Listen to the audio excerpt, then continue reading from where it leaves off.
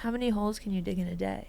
Like if I pushed it, maybe 3. You're paid per hole, not per hour. So like I started off with like me and one other person. Paid per hole is such a great... It's just such a great way to describe a salary. Welcome to Backpacker Radio, presented the Trek, brought to you by LMNT. I'm your co-host, Zach Badger Davis. Sitting to my right is... I am Juliana Chauncey, a.k.a. Chaunce. I believe you are in North Carolina right now. Yes. I had to think about that because this is time travel. Very close to the live show. Time travel, yeah. But yes, I will have officially been there for 48 hours. You're talking with a southern accent, and yep, y'all are y'allin' now. Yeah, and that's me. No, that's sad. I was thinking that when I was coming here because this is the last in studio week. Yeah. Because next week is going to be Louisiana. Mm-hmm. And then it's live show. Mm-hmm. So today and tomorrow are my last studio days. That's right. So there's a plug for the YouTube if you want to watch me in this room for one of the last times. But then I was driving here and I was getting all nostalgic. And we're in that weird 3-week period of the year where everything is green in Denver. It's fading quickly, but yes. Yeah. It is a good season right now. That view coming in is like as green as it is all year. So yeah. I'm getting like the best peak views of the drive. They're just really milking it. They're milking the emotions. Yeah. So so I'm in North Carolina. Yeah. And the mountains will be even greener there, for sure. Yeah, I don't know what the Raleigh Mountains look like. I don't not very prominent. Yeah. At all. You'll see them as you fly over, drive over. Yeah. A few reminders before we get to today's interview. First is, if you want the best from the Trek, subscribe to our newsletter. That's where we post job openings, and I hope to have one here very soon. We do exclusive gear deals, the best content from the website, yada, yada, yada. Basically, all of the Trek's all-star everything is via the newsletter, so you do not want to miss that. Link in show notes. Next is Trail Correspondents. If you have not subscribed to this season, I am urging you to do so. This most recent episode, or I should say the one that's coming out on Wednesday, so 2 days from today, we learn all about our hikers' gear. We're going to be talking about what's working, what's not, their favorite pieces, etc. But they're balls deep into their hikes at this point, and the season is awesome. So if you're not subscribed, definitely do that. Link in the show notes, but you guys know how to find podcasts. This one is Trail Correspondents. Last but not least is patreon.com/backpackerradios, where you go to get every episode advertisement free. You can also continue to hear Chaunce. Yes, you can get your healthy dose of Chaunce on Patreon. I will be doing some fun stuff with Zach, and we are in the process of figuring that out, but that will be where you can find me. So if you want to keep up with what happens once I fade into the mist of the suburbs, that can be where you go to stay in the loop. And if you just want to leave it at me fading into the suburbs and you never hear from me again, then, enjoy the ads. Or still subscribe to Patreon also. Yeah. It goes to support our team. And there's no ads. And there's no ads. And we're both in the suburbs right now, technically speaking. Technically speaking, yeah. Yeah. I'm just going to different suburbs. Yeah. More suburby suburbs. Yeah, I've never been to Raleigh. I've never either. Yeah. No, really. Well, you're about to. I've never gone into the city. No? No. You're in, what was it? Apex? Apex. Yeah. But the airport's on the west side. Is that the suburb of the suburb? It's like we're on the outskirt of the suburb. Like we're on the edge of the suburb, but the airport's on the west side of the city, and the town is on the west side of the city. So we always just go up and down and never in. Yeah. And we're always so busy when we've gone that we haven't had time to just go in and see what's up. Explore. So, I can't wait to see it. Yeah. I hope I don't go there that often. I don't want to be like in a city that much. Is Raleigh big? I have no idea. I don't know either. It's medium size. I just want to sit in my backyard and listen to the birds. How big is Raleigh? 500,000. It's decent. I want to say that's like Madison-esque, which I consider to be a good size city. Town, big town, small city. Yeah, who knows? Yeah. When you sweat, you lose a lot more than water. You're burning through sodium, potassium, magnesium, all the stuff your body needs to keep going strong on trail, thinking clearly, and sleeping well at night. That's why I'm a huge fan of LMNT. It's a zero sugar electrolyte mix with a science-backed ratio that's heavy on sodium, which is exactly what thru-hikers and long-distance backpackers are losing all day long. No sugar, no junk, just what your body actually needs. When I'm backpacking, I'll usually drink one element throughout the day, and I'll have another packet before bed. It helps me rehydrate, it keeps the leg cramps away, and I wake up feeling like $1,000,000. Another underrated benefit, LMNT makes those dodgy water sources actually taste good. If you've ever filtered from a silty creek, a cow tank, or some lukewarm pipe sticking out of the ground, you will know how clutch that is. It's not just an on-trail thing either. LMNT is my go-to hangover prevention tool. One packet before bed, one in the morning, and it's like hitting the erase button on a night of bad decisions. My favorites are LMNT, raspberry, and citrus. A cold LMNT lemonade on a hot day tastes like absolute heaven. And the citrus works shockingly well as a no-calorie mix-in for a margarita, perfect while car camping, or the lazy version at home. Good news, Backpacker Radio listeners can score a free LMNT sample pack with any drink mix purchase by going to drinklmnt.com/trek. That sample pack includes citrus salt, raspberry salt, watermelon salt, and orange salt. 2 stick packs of each flavor, 8 total. No coupon code needed, you just have to use the URL. Again, that's drinklmnt.com/trek to get 8 free packets with any drink mix purchase. The deal is only available for a limited time. Cool. Well, let's get right to our interview with Jeremy Phoenix, a.k.a. Smitty. You're going to have to help me here on this one. Werbenjagermanjensen. Yes. Nice. They were always jealous of him because he was number one. There's a story here. Our book reference. Zach's old. You can tell the story. It's your trail name. You can Harry usually. Potter? No. You can get one more guess if you want. It's a cartoon. SpongeBob SquarePants. Yeah. Yes. I was going by the age reference there, but yes. In addition to having a wild trail name, I'm guessing Rachel didn't know it also. Otherwise, I don't know. We'll see. Smitty has apparently done some wild hiking, including completing the PCT in under 4 months, reportedly doing the 24-hour challenge on 3 separate occasions, and apparently more than 4 times? Yeah. Wow, damn. And apparently hiking the Colorado Trail in 13 days. And he just recently completed the Arizona Trail. Jeremy, thank you so much for joining us here on Backpacker Radio. Happy to be here. Very nervous. I'm not used to. Oh, we got a margarita here for you. And there's nothing to be nervous of. It's just a few hiker trash mingling over some alcohol. I like that Rachel put "and apparently" instead of just "and hiking." Yeah. And apparently hiking. Yeah. I want to start with the 24-hour challenge. Yeah. Introduce that to our listeners. I'm sure we've talked about it before, but I don't know if we've actually talked to anyone who's done it. Oh, really?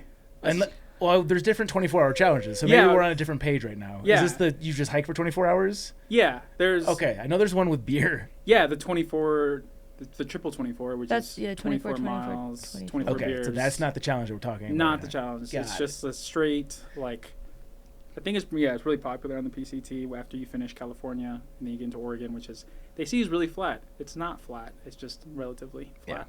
And then you just, like, do a 24-hour challenge. And I did, like, 2 versions of it. One's, like, so if I start at, like, 6 p.m., I go until, like, 6 p.m. the next day. But then I did 2 that were, like, actively 24. So whenever I stopped to take a break or lunch, I would stop my watch. So then that probably ends up being more like 28, 30. It's like 29, yeah. Yeah. They did it when I was on the PCT. The nice thing about it is it's not like the 4-state challenge where it's like you have to get through these 4 states. Sure. It's just a stretch of like 60 miles or so on the trail that's less elevation than usual that you can get better mileage on. Yeah. And when, at least around me when it was happening, it was in like a very fun, like, each person individually being like, I just want to see how far I could go. Mm-hmm. Because I was like, I decided not to do it because I was like, I could probably hike honestly further if I just do 2 12-hour days and like sleep in between than if you do 24 and then sleep 12 hours. Yeah. Seems like there's a point of diminishing return. That's what I thought. But then the way they explained it was it's not about like getting further ahead. It doesn't matter if you catch up anyway. Like that's not the goal. The goal is just to see how much I can do in 24 hours. So and I thought that was very healthy. What are your 24-hour distances? I think they're all pretty close because none of them were like stopped in a town. I still had to hike like an extra day or 2, so I wasn't going to be like go crazy and But I think it was, the lowest one was around like 61, and then the highest one was around like 68 and change. So. How old are you? I'm 32. Okay. Yeah, I think a 24-hour challenge would be bad for me at this age. Missing a night of sleep would have more consequences than it would when I was 32. That's why I was asking. Okay. Next question is, give me the story with the trail name. I'm guessing, obviously, we learned that this is a SpongeBob reference, but is it relevance to your hike? Yeah. It was their small recap on who Smitty Werbenjagermanjensen is for non-SpongeBob people. There is a character called Mr. Krabs who is very greedy, and the plot line of this episode is he's trying to grave rob a dead fish for his $1 million hat, and that dead fish's name is Smitty Werbenjagermanjensen. I don't know if I've ever seen this character in my life, to be honest with you. Yeah, he's never mentioned before or since. It's a one-off. Got it. So it's very deep lore. I feel like this would be a mask I'd see on someone as like a DJ at a concert or something like that. I would never guess that to be a SpongeBob reference. It'd be a really good Halloween costume. Yeah. Which I did dress up as. Did you? This past Halloween. Did you? Yeah. It was really fun to get off trail for a little bit and not be called trail name, and then you're just walking around Salt Lake City with the Smitty costume. People were like, Smitty! And They I was knew? Hey. Well, yeah, it was, we were walking around downtown, so a lot of people knew. Nice. So it was nice. But so the actual how I got the name is I started with a hydration bladder. I was so adamant about, yeah, I know. And everyone in my little trail family was trying to convince me to go to bottles, and we were in the desert portion of the PCT, and I was like, I like sipping. And then one of them had a water bottle with the hose in it, and you can get the best of both worlds. And it became really annoying to take the hydration bladder out, fill it back in, and then stuff it in, all that jazz. And for very small portion of time, 2 hours, not 2 hours, 2 days, maybe less, I was rocking both a hydration bladder and a water bottle with the hose. So I had two hoses. And there were some youngins, and this was around Green Valley, Agua Dulce area, and they were just someone said the name, oh, you remind me of Smitty Werbenjagermanjensen, and others were like, hey, you look like that dead fish from SpongeBob. And I was like, I know who you're talking about. Yeah. That's such a good one to get. Yeah. That's a good one to think of, too. Yeah, I didn't really, and I ditched the hydration bladder very shortly afterwards. So I'm picturing the beer helmet. Yeah. With the tubes going out of each can yeah, of beer. that would have been so much cooler. Have you considered? It would be really cool. I mean, from the intro, you already go fast. I really don't. Okay, asterisks depends on interpretation of fast, but why not, add some whimsy and wear a beer helmet? No, I mean, I actually I've really been thinking about it. I'm planning on doing some shorter hikes coming up this season, and I'm like, you know what? Yeah, I mean, I literally have the costume for it already, so might as well just go full send. Yeah, you should. I'm also in support of that. You say you don't hike fast, but your intro would lead me to believe otherwise. We'll get to that in a minute. There's other fun one-offs that we have to touch on first, including you've done a commercial with Alex Hannold. I'm surprised you guys have that on their list. Rachel's very good. Rachel's really good at her job. I did. It wasn't just me and him being buddies. It was a few of us, and yeah, it was for North Face, obviously, and it was a Christmas commercial. And he was like, I didn't know it was going to be Alex Hannold. That was they said, oh yeah, Alex is out shooting something. I thought he was the cameraman. They just called Alex. And you're like, all right, there's this big North Face duffel tree out near this train station. Alex is out there. You're going to go out there and you're going to strike a conversation, and he's going to invite you on an adventure. You're going to be hesitant. Be like, oh, what's the adventure? I would also be hesitant if Alex Hannold invited me on an adventure. You're going to go scale something. But I did not do that. I figured out it was, oh, this is Alex Hannold. And he's like, hey, you want to go to adventure? I was like, yes. And he's like, don't you want to know what it is? I was like, I don't care. So I went a little off script on that, but did you get any feedback from that? No, they were just, we had a very lengthy conversation because he like asked, he's like, hey, are you like Navajo? And I was like, yes, I am, because the Alex Hannold Foundation started on Navajo land. So he was very familiar with that. So none of that got into the commercial, obviously. It's a very short commercial. But yeah, we went like rock climbing at a movement climbing gym. And I was in it very briefly because apparently I was climbing too hard. Because it's supposed to be So like you're a climber then. It's I used to be a much more adamant climber until I got into backpacking. Okay. Apologize for my small arms. Your arms are great to me. So you being a climber, or were a climber in your past life, meeting Alex Hannold must have been just mind blowing. Yeah. It was like, I don't even know how to word it. Literally lost for words. Yeah, especially because it was like sprung up on us. Like, I feel like if I was given like a heads up, like, oh hey, this is this commercial with North Face with Alex Hannold, I would have been really nervous, and I don't know if I honestly would have taken it. But being there and just being sprung up, and I was just like, man, I would have done this for free. Yeah. I was 100% just to get the chance. But I ran into him like one other time, like years ago, just randomly, and so like I'd already met him, but like to actually like spend time with him, like for like the whole day was really, really cool. That does sound cool. So what was your piece from the commercial? You said you were filming for a long time. What did they end up actually using?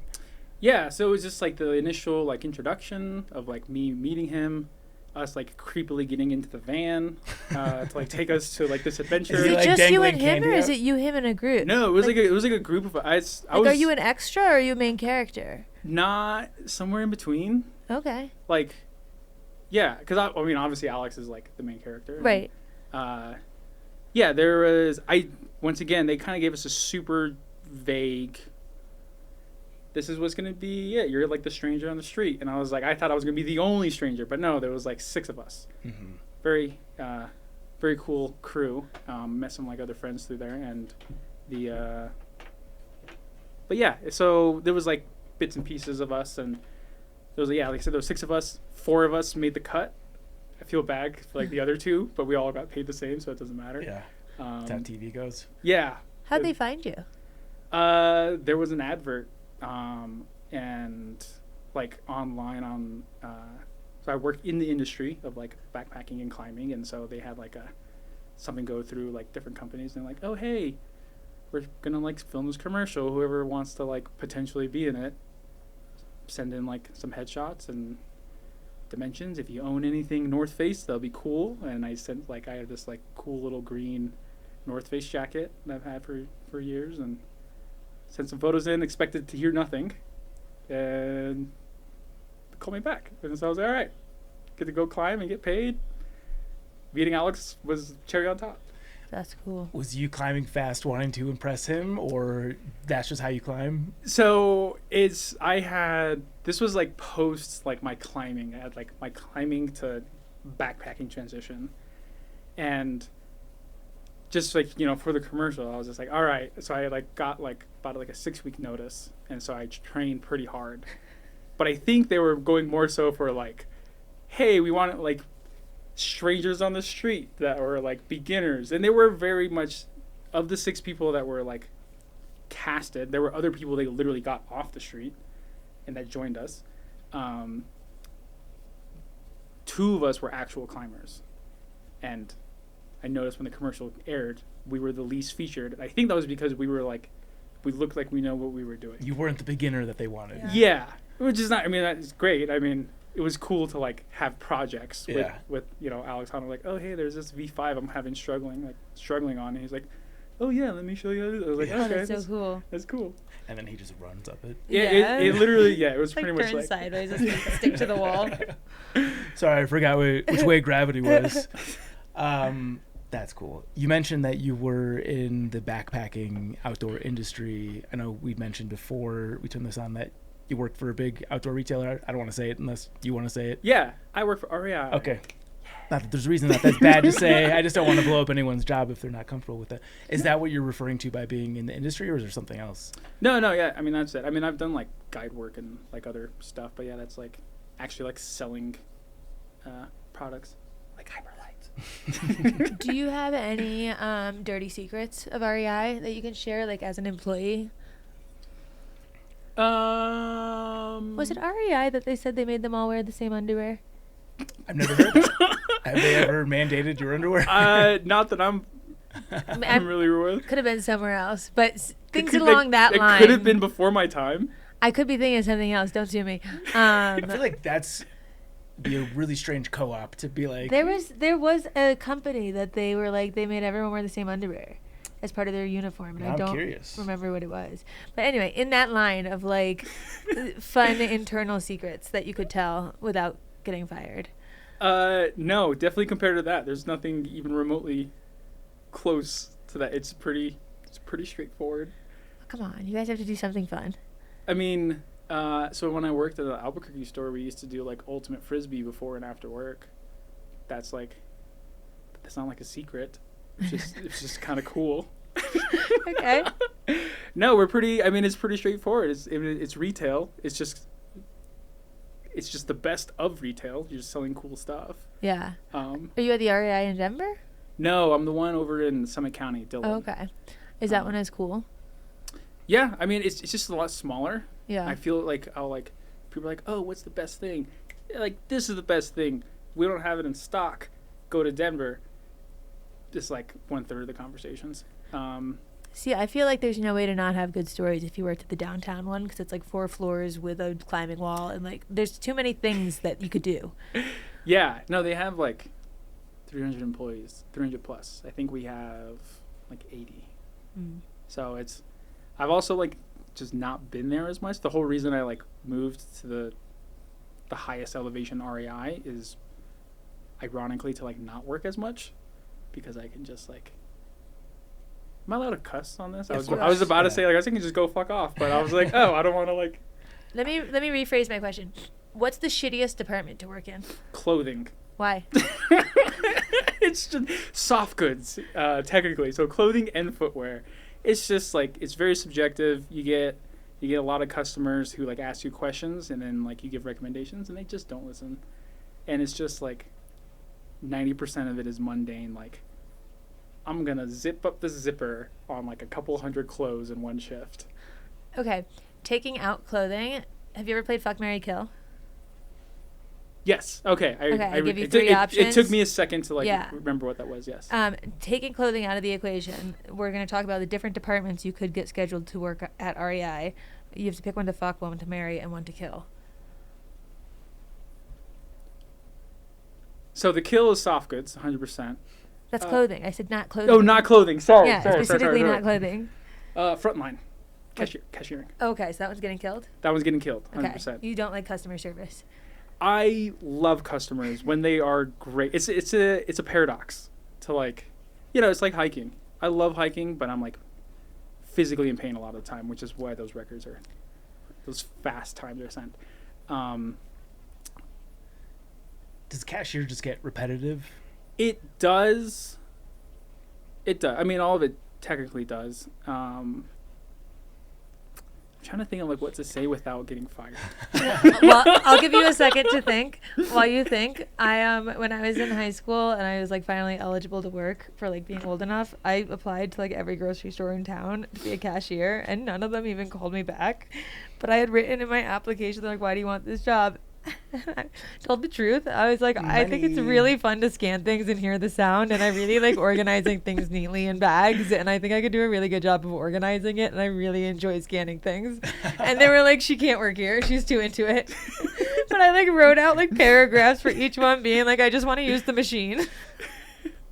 There's something satisfying about the beep. Yeah. And the way they organize the bag, and when you're standing there as a customer and they organize it and something's like not fitting and you know how it could fit and they're not figuring it out and you're like, I just want to tell you how it could fit. Yeah. I'm like, I could solve every problem at this cashier stand. Now, the rare times I go to Whole Foods and you have to scan your in-store code to get the Prime discount or whatever, it always takes me like a fucking minute and a half in the sense of like satisfaction I get to hear the beep. Yeah. It's good. I get that. Yeah. Okay, Sorry. so what department in REI are you gonna fuck? Camping. Okay. Why is that? It's what's better, like, in the game of kill, marry, fuck? Are you like, is being married I'm assuming married is the better one. This is a Would you philosophical rather be question. married or have a one night stand? I think, doesn't everyone want to like eventually be married and like have someone they can like wake up to? There you go. Okay. But if you're fucking them only once, then it's like this will be great once, but I'm okay with not having it anymore after that. And then Mary's like, I need this every day. I can't live Okay. without this. Action sports. For Mary? For fuck. Okay. Like the bike section? Yeah. So it was like bikes, kayaks, snowboard and skiing in the winter. It's Okay. yeah. It's really cool to like have, you know, people are usually a little more chiller. They have like more specific questions, and if you can answer them, they're cool. If you don't know anything, that kind of sucks. But and then Mary would be back of house, shipping and stocking and organizing. As a surprise, why is that? Because he hates customer service. I love meeting people. I love social aspect. I mean, camp, I will always like take up the, you know, camping shift. But just over the years, just working in shipping, you know, you get a piece of everything. You get to put labels on boxes. Yeah, well, that like, sounds really nice. Yeah, it's like you're like in your own world. As long as you're doing a good job, no one like really messes with you.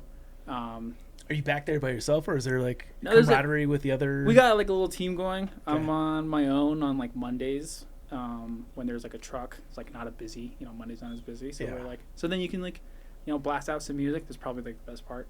Don't have to have a radio in your ear, like listening to like people talk about memberships and conversions and hearing entire conversations over the radio. Like, hey, Jeff, there's a phone right next to you. You can just Yeah. have, anyway, there's no one named Jeff. I'm not calling anyone out. We don't hire Jeffs here. This is no Jeff Zone. Okay, before we get into the backpacking stuff, tell me what it was like growing up as part of the Navajo tribe in New Mexico.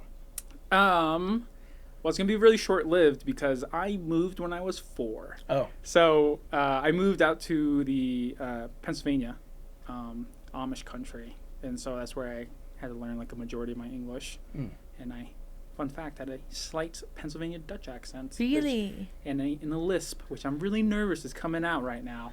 But I wouldn't. What is a Pennsylvania accent? I guess I don't Pennsylvania Dutch. Pennsylvania is like the Amish accent. know. Okay. Okay. Yeah. Because my mom got a job in like New Jersey, but we were like really poor. Yeah. So we didn't live near New Jersey. We were like an hour and a half away. So it's like down south near Lancaster. Sure. Yeah, I'm picturing Kingpin right now. The Amish from that. Yeah, we weren't like smack dab in the heart of Amish country, but you know, when you're like out playing with kids, like Amish kids and like poor Navajo kids have a lot in common. You know. The Pennsylvania Dutch language is a unique dialect that evolved from Palatine German mixed with English loanwords. While older generations and the old order Amish still speak it, most descendants now speak only English, but it's like different words. Mm. So like when we were on the AT, there was a couple of Amish women washing things with a clothing line like near a shelter or something. Craziest thing to walk up on. And they were talking to each other, and I stood there for a second, and I was like, I can't understand them. And I'm like hitting my ears, like, what's wrong with you? Is that the accent or just different? I think they lingo? were speaking full-on Pennsylvania Dutch. Oh. It's not easy to understand. So can you speak? No. I mean, you know some words, and I don't know if they're like actual like Pennsylvania Dutch or if they're just like Appalachian. Oh. Appalachian. Pennsylvania Dutch most strongly represents German, or most strongly resembles German. Yes. Okay. So it would sound more like German than it would English. Yeah. Yeah. I would imagine. There's a couple words I use every now and again that are like from that era, like Yeah. like Saigoglin. So I'm guessing at 4 you probably don't have any memories, or maybe like really faint memories. No, I have a lot of memories. I can remember back at least I think like pretty clearly until like I was like 3 onwards. Oh. That's a great memory. You much Yeah. better than me. I don't know even when I first came online. It might have been like 24. So. Yeah, well, I mean, it's just like, you know, very much like culture shock, like just being because we moved at like in the middle of the semester.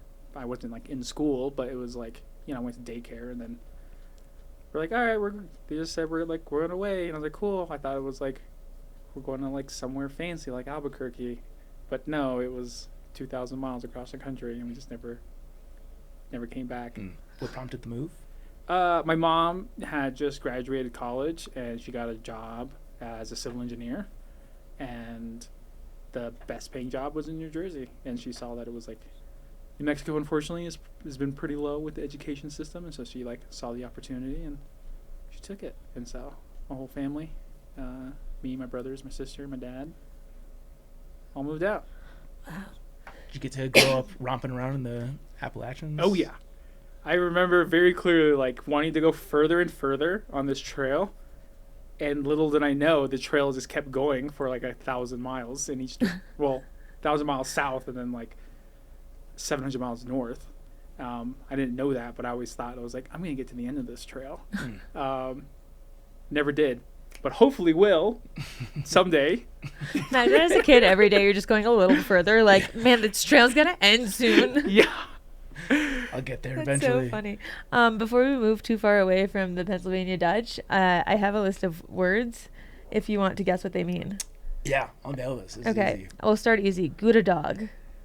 A hot dog. Good morning. Or good day, sorry. Good day. Good day. Okay, next one. Mock Snicks. My snacks. Doesn't matter or it's irrelevant. Next one. Nick's Newts. Your snacks. A misbehaving child. Dopplik. Similar. Clumsy or awkward. I was going with like doppelgangers or similar sounding. For hoodled. Foreskin. What? Completely confused, mixed up, or messy. Yeah, it's foreskin. Schnickelfritz. Dingleberry. A playful word for a mischievous child or troublemaker. So I guess a Schnickelfritz and a Nick's Newts are the same. Sure. Outen. Out. To turn off, as in out in the lights. And then last one. Count it. Rutsching. Sweating.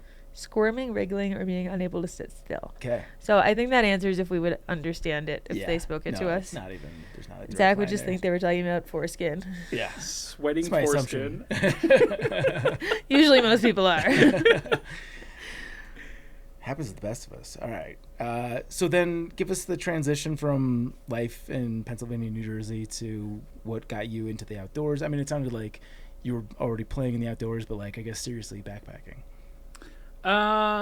Yeah, it was kind of just like I said with, you're a kid, like you're like, oh, I wonder how far this trail goes. And then you just like keep on going and going. And, I feel bad. I don't have any like really profound or prodigious like reasoning. I was just like, I like hiking and I'm just going to go and try it to like its most extreme levels, which is like backpacking. Mm-hmm. And this was like, I think it was like before the movie Wild came out, and so like I went on like that's when I did like Colorado. I don't know what year the movie came out, but yeah, I kind of just kept. Unfortunately, I have a lot of injuries and a lot of surgeries, so it's not just backpacking. I like keep going further and further because I used to free solo with like rock climbing, and How high would you free solo?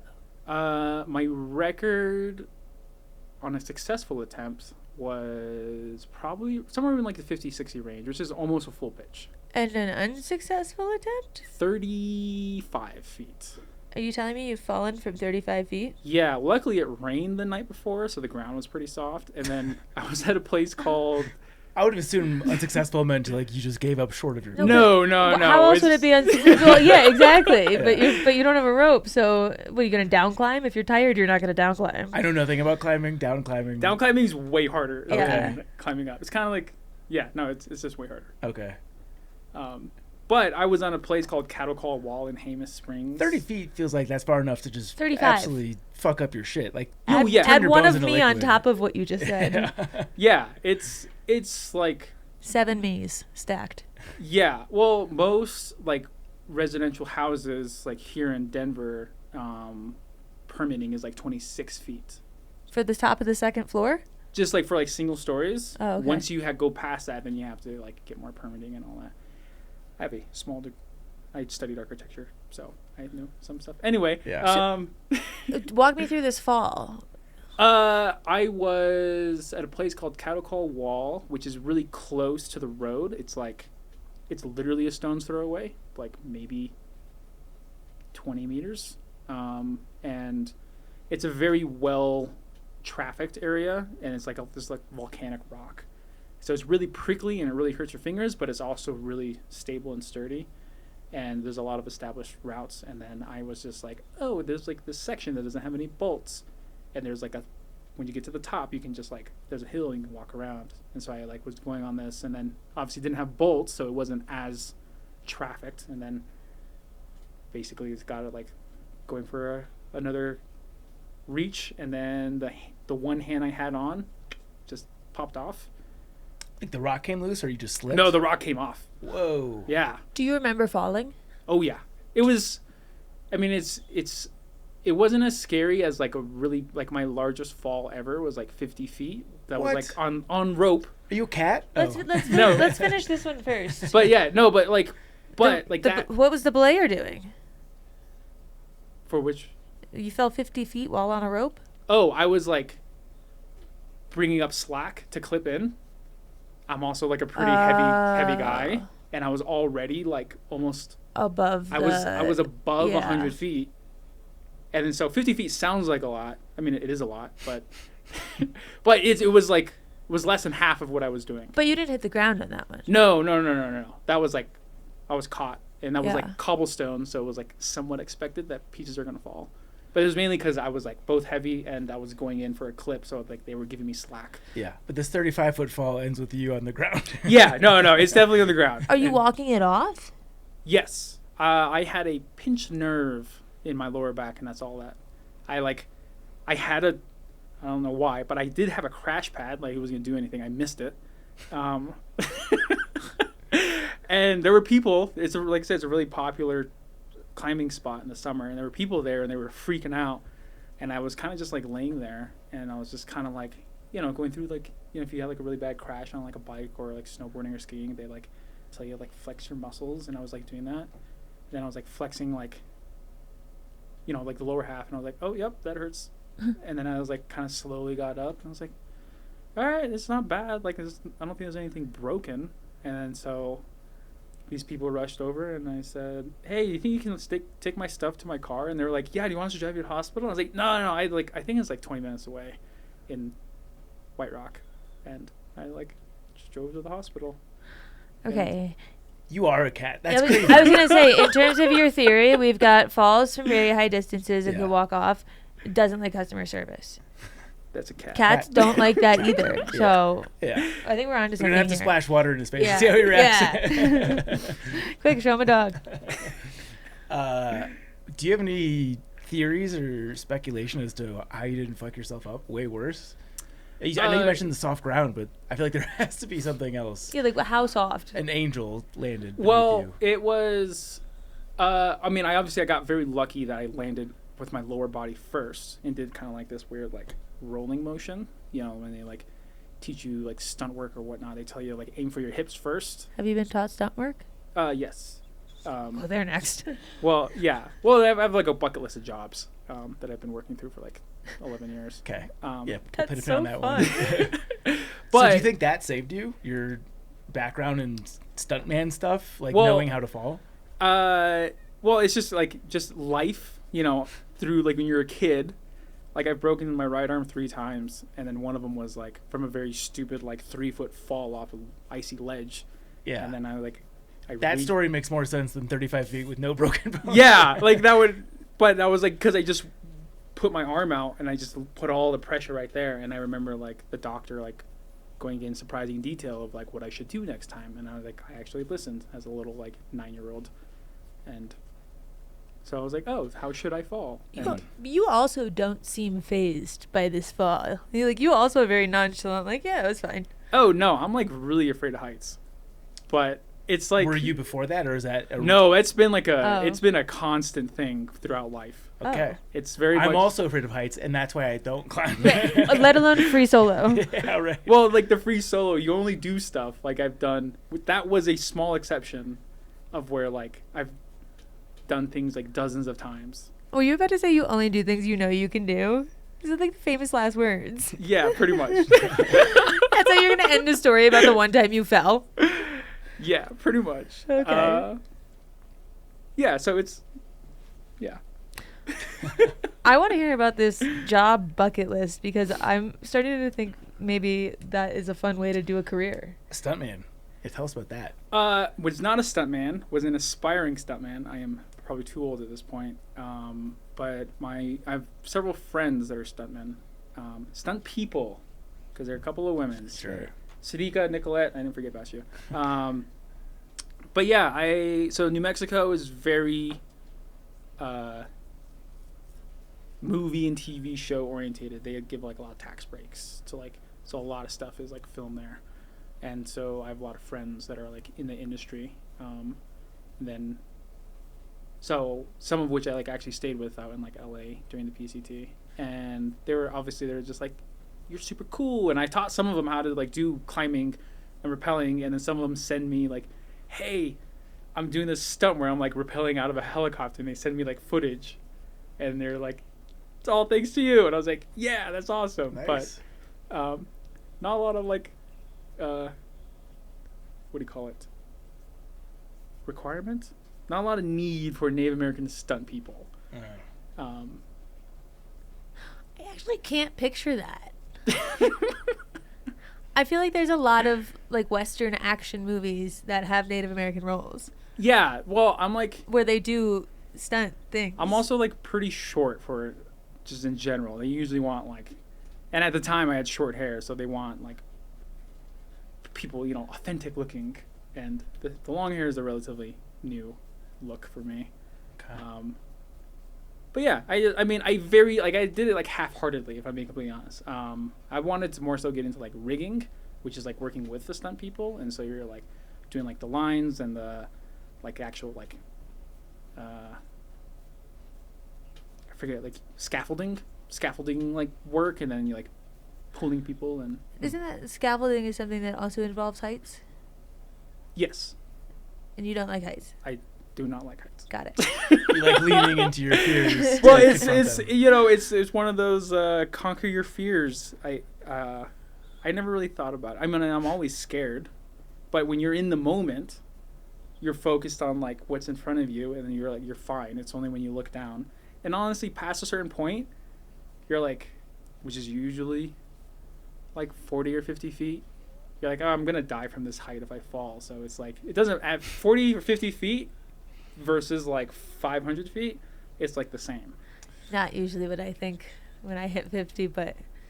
Well, if you're like secured into it. Yeah. If I'm just like free, like if I'm like climbing a 500-foot tree, way different. If I'm just... I would think higher would be better because maybe you'll pass out before you make contact. Right? Or is that too grim? I don't know. There is a theory about that. Yeah? I mean, obviously you can't prove it because they all die, but they say that you die the moment before impact, that your brain shuts it off. How interesting. It's a good self-defense mechanism. What other jobs are on this bucket list? So things I've done probably personal favorite still grave digging in Oklahoma. I've done like basic stuff like security. I've worked in a grocery store, Whole Foods, pretty cool. What else? From grave digging to Whole Foods. Yeah, well, yeah. Actually, REI is the longest job I've had. I need to know more about the grave digging. Grave digging is so... I specifically chose a spot that you had to use like a spade and a pick. Like just doing like a bulldozer. That's just like it's basically construction. But I chose a spot that was a very poorly planned cemetery. Because you can't drive the bulldozer over like tombstones, and people want to be buried next to one another. So if like the husband dies 30 years before the wife, then like they want to be buried next to each other. Then like that's where I came in. I would like come in and just... But yeah, there's like you're paid per hole, not per hour. So like I started off with like me and one other person. Paid per hole is such a great... They're gonna be... It's just such a great way to describe a salary. It's also a great monster truck, gravedigger. Oh yeah, it is. Yeah. Yeah. Leo's big in the gravedigger. So how long is it taking you to dig a grave by hand?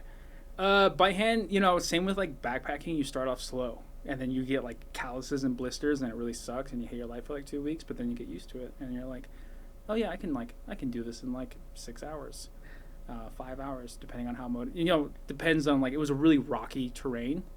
So if I got lucky, I can like get like 4 to 5 hours. But unlucky, you gotta like break a rock, several rocks that are in your way, and then just lift them out. Do they ever give you more than one hole in a day? Oh yeah, it's Really? like it's like contracting. Well, I know the movie Holes, and they have to spend all day digging that one hole. Yeah, And I think that one's like 6 feet deep too. yeah, Because it's the length of the shovel. 6 feet and 6 feet wide in Yeah. diameter. Took those kids all day. Yeah, those kids are weak. Really? It's Shia You think they LaBeouf. exaggerated it? Well, I mean, they're teenagers. They're like young teenagers in that movie, in the book at least. How many holes can you dig in a day? Like if I pushed it, maybe 3. But like if I was like didn't have a job for a while, and they're like, hey, we need these like 2 holes dug, then I'll be like, yeah, I can do it. Ideally, you do like 1 per day, but I think my record is like probably like 12 or 13 in like in a week. Oh my god, I thought you were going to say in a day. I almost just No. threw up. What's more tiring, doing 2 graves in a day or like a 30-mile day? Oh, 2 graves. Yeah. Easy. Yeah. Do you get to fill them back in? No, that's like, no. It's usually, like the family does it, and then at that point, they usually have like other people that are like, I know I said I didn't like customer service, but these are more customer service friendly people. They wear the suits. I like the dead people. But no, they're like, they like push it. And once again, typically this would be done with like a bulldozer or something, but then it's easy to push the dirt back in. Yeah. Have you ever intentionally left something at the bottom of a grave? Not intentionally, but unintentionally. What have you left at the bottom of a grave? I had this really cool turtle necklace, and I think it just came off. And I was just like, I'm not 100% sure if it's in the grave, but I was just like, It's oh. with someone else's spirit right now. Yeah. and I was Boogieing just with like, the necklace? Yeah. I was like, oh, I missed that. But there's like some things you don't think about. Like if I say them, you're like, oh yeah, that makes sense. It's like once you get past 3 feet, it gets like super hot. So I did most of my digging at night. Is that why gravediggers dig at night? That's my theory. Huh. And then like, you have like the land, because there's no air circulation. Yeah. And then like, it's obviously it's Oklahoma, so it's like the weather kind of sucks in terms of like just heat and just direct sunlight and wind. So if you put up like an umbrella or whatever, unless it's like onto something really sturdy, it just blows away after a while. There's a place that I don't want to be by myself at night is a graveyard. Do you have any fun ghost stories or anything? Oh, well, so I love graveyards and cemeteries. So I live out of my car, and that's one of the favorite like spots to go to. To sleep? Yeah, it's peaceful, and like tradition I have is like to read a little bit of like Edgar Allan Poe, Just to scare myself a little first. No, just like in case they're there. Maybe Sure. people don't read to them as often. Oh, you're reading it to them. Well, yeah, I'm reading out loud. I'm not like reading Got it to it. my No, that would be weird if I'm just reading it to myself. Like, Well, it's yeah. that's where I draw the line of like weirdness. Sure. If you're doing it out loud, you're doing a community service at that point. Yeah. Yeah. Do you find that different things you read get different reactions? I'm really hoping you have some paranormal stories. Unfortunately, I don't have any cool like. I always kind of put it. I'm very much like a scientific mind of like, oh, that was just the wind, or that was some animal, because you kind of have to, because when you're digging for like throughout the night, you can't be scared by every little thing. Same with like cowboy camping, like you can't just be scared by like a mouse or whatever. You just have to get used to it. But I know, not as cool. I don't have any cool paranormal. So you've never seen a ghost? I don't believe in ghosts, but I'm pretty sure I've seen one, Wait. which was not in the graveyard. Or did you see a ghost? At the time I was living in a house. It was a 4-bedroom house, and it was just me and my brother, and I was just reading, and I had my door open, and then I saw my brother pass by the door to like down this hallway, and the only thing down this hallway is a bathroom. And so I was like, hey, Jesse. No response. No turning on the lights. So I was like, okay, he's probably waiting for me to go over there and he's going to jump scare me. I was like, okay. Went over there. Saw nothing. Saw no one. So I very calmly went behind my door, grabbed out my machete, and like systematically went through this giant house, turning on all the lights just with a machete. And I called my brother and he's like, oh, I'm at the bar. And I was like, so I was just going through the house, didn't find anything. And you're sure you saw him? Well, you know, like I said, I was like reading a book, but it was like my chair was facing the door. And so it was like peripheral vision. I can't really think of like. Oh, that's creepy. So I was like, all right, the only explanation I could come up with is ghost. Yeah. And was it just like the silhouette, or did you hear the noise of like feet on no, the floor? just silhouette. And I kind of like, you know, like replay it back in my head. And I was like, oh, maybe I was just really into it. Just gaslighting yourself. But thankfully, I didn't find anybody. Like, I don't know what I would have done with a machete, but it's more so for like intimidation. Yeah. So would you say that you do believe in ghosts now? It's just been that one time. Yeah. You know? You need How many further ghosts evidence. do you need to see to believe in ghosts? Like, 1 if it's like direct. 3 peripheral. That's a good rule. I would say, if I'm going to outwardly be like, I believe in ghosts, I should have 3 encounters. Yeah. Otherwise, I could say, I don't know, I'm open to it. Yeah, I'm open to it. 1 to 2 ghost encounters is probably, I don't know, I'm open to it. Yeah. All right. Backpacking. So you mentioned that the Colorado Trail was the first of your trails, and this was shortly after Wild, you mentioned? No, this was like before. Wild was 2014. I looked it up. All right, never mind. It was after. I did it in 2016. Okay. Before, yeah. All right. And what brought you to the CT first? My friend, I was trying to beat my friend's record, which I did not beat. So your information is slightly off. She did it in 13 days. Okay. I did it in 15. Okay. That's why it's allegedly. Yeah. So 15 and a half, unfortunately. She did This it. is your first through hike? This is my first through hike, yeah. You did the CT in 15 and a half. Like, for people that are not familiar, that's twice as fast as like the average CT. Makes me through feel hike. like Yeah. shit about myself. It's Yeah. like 480 miles. I looked it up. Like average person takes 4 to 6 weeks. Okay. Yeah. Yeah. Were you trail running prior to this? No, just general running. Okay. Like unfortunately, I've had like 3 surgeries on my knee. But prior to that, I remember like randomly thinking like one day, I was like, oh, how far can I run?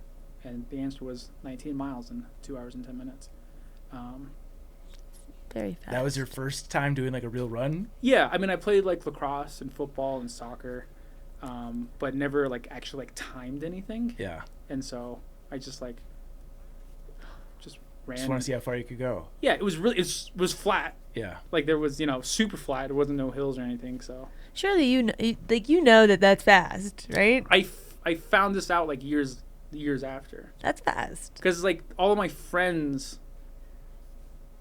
are like so much better and faster and taller and more fit. So in my head, it's like it's okay. It's acceptable. Yeah. I think you got to shift the narrative. You Yeah. are fast.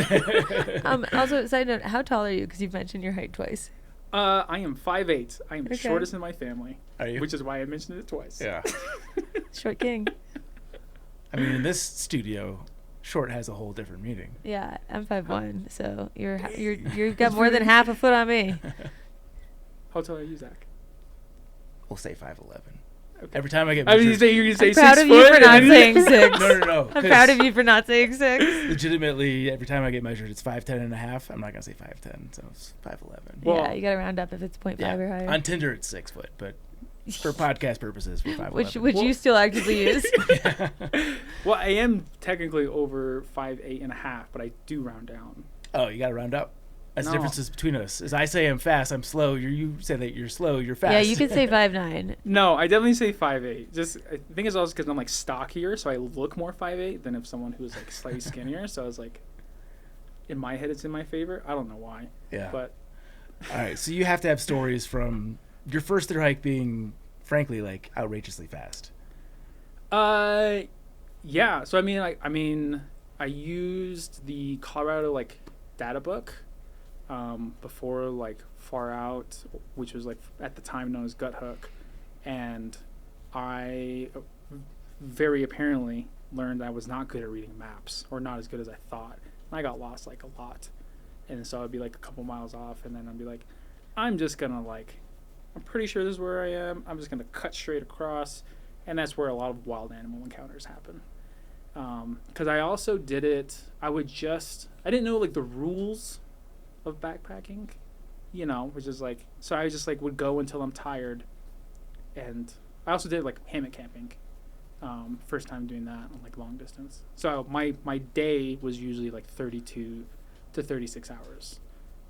So I would go, so like if I started during the day, the very first day in like Waterton, and then like slowly after like 4 days, my normal day was composed mostly of the night. Yeah, you were not operating with the sun at all. Yeah. Your own day. Grave digging. Yeah, exactly. And then I kind of did something similar on the PCT as well. Huh. So my previous very brief trail name was Moonwalk. Did you not mind like missing the views and stuff to the nighttime? Because that's the biggest gripe with night hiking is missing the views. Well, because I had originally started night hiking. CT was for like, once again, just trying to beat my friend's record. That was like it. And the PCT was because it was so freaking hot. I started in the second half of May. Whoa. So, which is, yeah, really late. So it was really, really hot. So that came of a necessity. And then it was like actually very difficult to like sleep during the day. Yeah. What's hotter, digging graves or hiking in the SoCal desert? Oh, SoCal desert. Yeah. Yeah, it was so. Yeah, because I almost got like heat stroke, like twice, and at least with the grave digging, you're like, all right, I can take a break. Yeah. I can do whatever. If you're in the market for stylish, affordable shades that actually hold up on trail, listen up. Shady Rays is an independent sunglasses brand on a mission to make premium eyewear accessible to everyone. And they've got over 300,000 five-star reviews to back that up. Polarized lenses with super clear optics, durable frames, solid hinges, and clean classic styles that look sharp on and off trail. And my favorite part? Their Lost and Broken Protection Program. Drop them in a creek crossing, sit on them at camp, leave them in a hitch. They've got you covered from day one. Just reach out and they'll send you a new pair. No stress, no hassle. Finally, sunglasses you don't have to worry about babying on trail. Discount time. Backpacker Radio listeners, Shady Rays is offering you their best deal of the season. Head to shadyrays.com and use code TREK for 40% off 2 or more pairs of polarized sunglasses. That's 40% off 2 or more pairs at shadyrays.com. Code TREK, T-R-E-K. This deal is only good for a limited time, so don't wait. So no injuries or anything from the Colorado Trail? Like, I'm still blown away by the fact that your first thru hike is this No, I outrageously mean, fast. I was such a young pup, and like I would do like if it was like relatively flat, maybe a small incline, but if it was like a decline, I also didn't do it with trekking poles because I'm just young and stupid, and I would do like this weird trot thing. I also did it like unsupported, which I didn't know was a category on its own. But I just did it the same way that my friend had done it, and so she had done it that way. So you're carrying all your food? Yes, with the exception of 2. All right, I guess it's not unsupported. There was like a random cooler full of beer at Copper Mountain, which I think kind of goes against you. I forget the exact rules. I don't think you're supposed to accept trail magic. You're not supposed to accept trail magic in any way. Yeah. And then Is it self-supported? That's But also, fine. forget that. If you're not going for the record and have like a real reason to do it, drink the beer. Right. Yeah, well, I didn't know the rules. Just lie. I was just doing it because this is how my friend did it. Yeah. And so I was like, okay. And then this was very much like an obvious, blatant violation. I got a meal at Mount Princeton Hot Springs because it's right on trail. I would still say if you didn't stop and resupply any food anywhere and you're not going to like take a title for like that, I would call it unsupported, and you can do that, whatever. I agree. Oh yeah, and I think I knew I wasn't gonna get anywhere near. I think the record at the time was like 9.5 days, Jesus. 10 days For the unsupported time? for the unsupported. I think the unsupported and the just overall were the same at the time. It changes so frequently that I've Yeah, lost any inspiration to keep track. But yeah. So how heavy is your pack when you're starting out? It varies. unfortunately, because I'm in the industry and I get really cool prices, I have changed packs so many times. I think my heaviest pack was on the PCT. It was 23 kilos, 51 pounds, and I had 12 days of food because I was like, oh, I can just do it the same way I did the CT.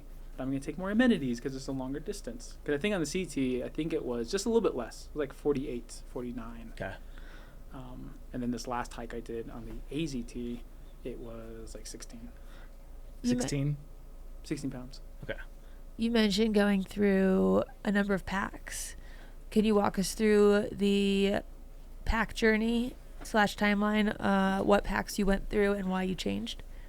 Yeah, so I, being someone who is like relatively new to like backpacking, I did, and obviously, you know, before I was ever in the industry, you know, just like a normal person, I think I had the REI, I think they called it the Crest Trail pack. Oh. And it was just Just an REI pack. Yeah, and that's what I took. How on many like, liters?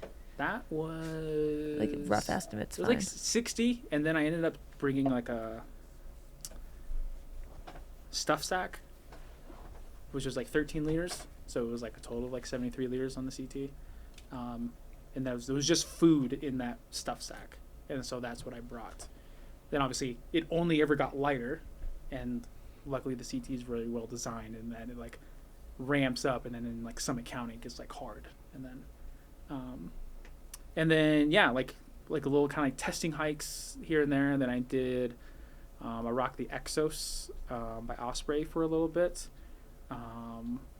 Find that they, you know, backpacks like shoes are super subjective, and it just happens to fit me really well. This one, unfortunately, was like the older one that didn't have any hip pockets, so that kind of sucked. But then I discovered fanny packs are like normal to wear out through hikes, so I was like, oh, that's cool. So you mentioned that you're living out of your Subaru and you like collecting gear. Is all of your gear in your Subaru, or No. do you have like a storage unit? I have to get a storage unit. Okay. And plus, my family who lives in New Mexico, but luckily it's not too far. But I was like, just kind of like hoard some stuff there. But at one point, I did count it. I had 12 packs, and each one was for a specific, Oh, wow. like everything from like packed, you know, running vests, you Yeah. know, like a 1.5 liter, and then a 3 liter, then all the way up to like a Kestrel 80.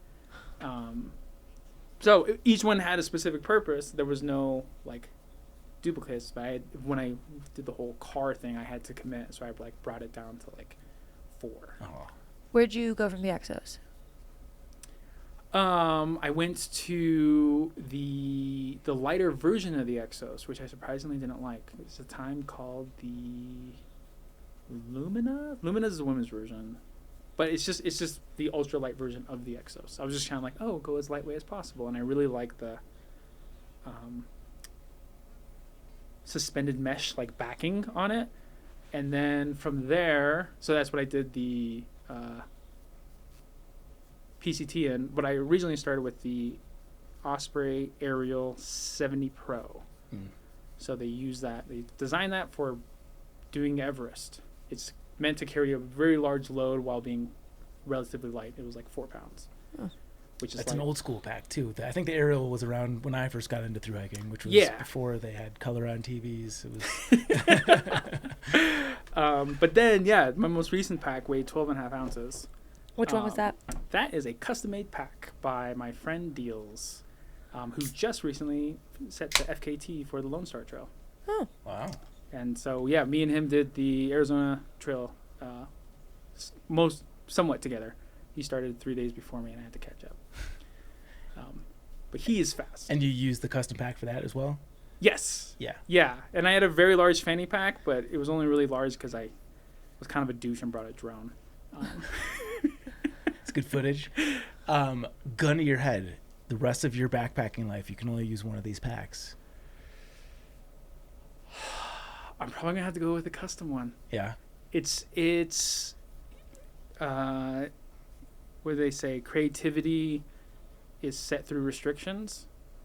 Because of the size, the pack is probably, he made a larger one, which was probably about 27 or 28 liters. And his pack that he used is probably about 22, 23. And because of this, I was forced to like really trim things down. What am I going to use? How am I going to use it? And like on the PCT, throughout the entire trail, like California, Oregon, Washington, I was sending stuff back home. Very stupidly, I also sent my rain gear home in Washington. But that's another... Anyway. Classically dry state. But yeah, so because of this, it was like, it was really nice. And then if I do need extra gear, then yeah, you can like, it's very much like a fast pack orientated, because then like, just assuming you're doing higher mileage right off the bat. Yeah. What are some of the things that you sent home?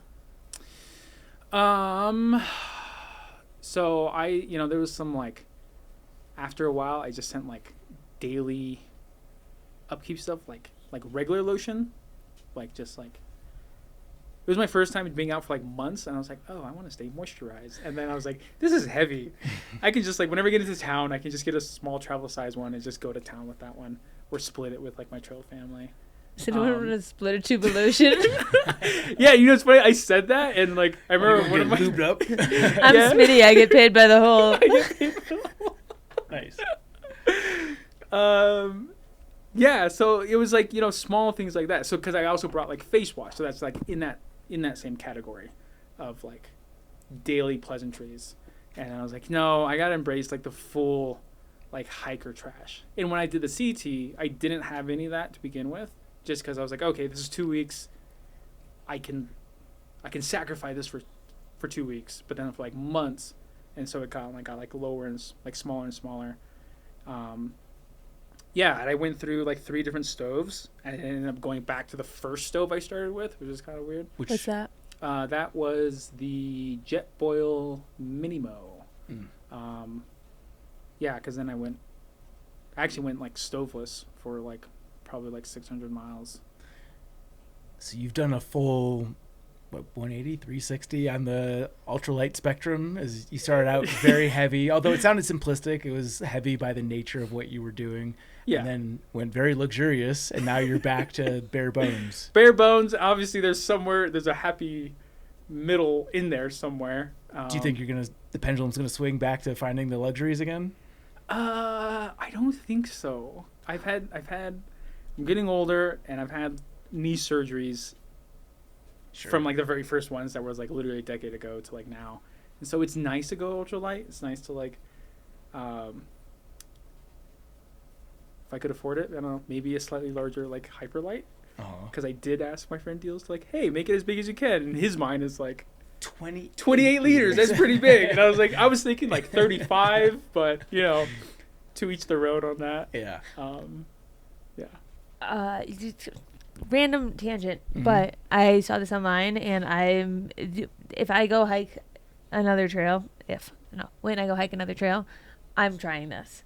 But did you see that apparently an ultralight hack that people are doing is they're taking one of those big sponges from Home Depot and they're using it as a pillow? No. Apparently, like there's a whole article on Outside about it, but I saw that and I was like, that's freaking genius, because I've been pillow curious for like a year now. Sure. But I don't want to go and buy a pillow and test it and not like it, and then buy another and test it and not like it, and buy another. To buy a sponge? Yeah. That's so smart. I assume is this lighter than an inflatable? Like, what's the advantage over? I think so. I don't know. I didn't read the article, but it said it was a sponge from Home Depot and that people were using it as an ultralight hack. And I think a dry sponge is pretty light. Yeah, are you wrapping like a shirt over it? Because I feel like head on sponge material, if I'm thinking of the correct sponge material, is not exactly what I'm pursuing. I think they have sponge that like the natural material is like soft sponge and not naturally like hard, crusty left on the sink sponge. Yeah. Because it looked soft in the photo, and I don't think they pre-wet it. I have to look into this because I'm intrigued. I'll try to find you the article. I agree with you. I think that there's a lot of room for improvement in the world of backcountry sleep. I just tested a new sleeping pad, which was awesome. But yeah, I have to give the sponge a shot before I can feel excited about it. I have a small input on lightweight pillows. Yeah. Going back to my friend Deals, who I did finished the AZT with, he used the #1 balloon from Walmart. Literally the #1. Like when you're like going for like a birthday party and you're like someone's turning 11. With the helium and everything. No. He had this straw that he would like stick Okay. into it, and that's also he custom made his sleeping pad Yeah. out of basketball clappers. It's behind a paywall. That's the sponge before they take away the thing. That looks naturally. It's like a car sponge, apparently. Yeah. It's also a backpacker article, not outside. I misquoted. Yeah. But that thing looks soft and comfy. I'd be willing to give it a shot. It looks microfiber. Oh, it looks much better. I was just picturing it as like a. No, not like Like a a crusty dis- dish sponge. Yeah. This thing is. It looks plump. I mean, it's a good way to get people to click an article. I'll give them that. Yeah, but I'm not gonna pay. Yeah. Tell me what you want to tell me. Oh wait, now it's not telling Can I me to have pay. one of these? Anything you want. Yes. Yeah. There's it- cold ones in the fridge. You want a cold one? Yeah. Yes, please. It clocks in at 108 grams. Now I can see it. I guess there is no paywall anymore. No, that's his Cocoon Air Core Camp pillow. Let me say 100. When it comes to shaving grams. Yes. Thank you. So that's a. Dang, you guys getting all Oh. fancy with the element. Okay, so the person that wrote this, Zach, says their Cocoon Air Core Camp pillow, which has been a staple of theirs, is 108 grams, but that this sponge cuts the weight in half at 54 grams. I don't know. I have to Google it. What is grams to ounces? 54 grams to ounces. 54 G2Os. 1.9. Okay. That's a good O's. What is the Thermarest inflatable? Thermarest pillow weight. Oh, there's a lot. I'm guessing the one with the most. Just the guy that works at REI. Yeah. What's the top selling backcountry pillow? Or I How guess much what's do the pillows best? weigh? What's the best UL pillow? I'm gonna say the I don't know the brand name, but Cocoon That- is usually. I quoted that one. Yeah. Okay, that's one. Yeah, that's one that I know that we sell a lot of. I know the Sea to Summit is popular too. Yeah, Sea to Summit. I think in terms of, I guess, ultralight, people do. I usually recommend the one that has like the little bit of fleece on it. I know it's not as That ultralight, one's 8 ounces. but it is nicer than like fighting your pillow. Yeah. Okay, so the Eros ranges from the ultralight ranges from 1.9 to 2.1 ounces. So in the same ballpark, but Yeah. I'm sure with the Eros this is got to be The like Sea 50 to Summit bucks. one goes from 3.5 to 8.8 depending on the size. Yeah. But it's also if you get the big one, it's also $70. It's Yeah. 55 to $70. So for the cost of a car sponge, that's a budget hack if nothing else. Oh, excuse me. So what other gear compromises do you have to make going from a conventional 60-liter pack to a 28-liter pack? I imagine. Oh, yeah. There's more than just like your moisturizer and face wash. Yeah, that you it get was rid of. pretty much like I actually switched out. Minimally speaking, like 50% of my gear while on the PCT. Okay. So, pillow was Mhm. one of them. Clothes, I just had too many clothes. So I was like, do I really need 3 shirts? And I was like, nope, we can bring that down. We can bring that down to 1. Yeah, switched out backpacks. So I went from like a 4-pound pack to like a sub 2-pound pack. What else? Pillow. Yeah, I actually had like a small-ish pillow. It's like the Sea to Summit with the little felt thing. It was nice, but I was like, it's like every little thing adds up. Sure. And so, Reverse did the same question. What did you find you weren't willing to compromise the weight savings on? surprisingly,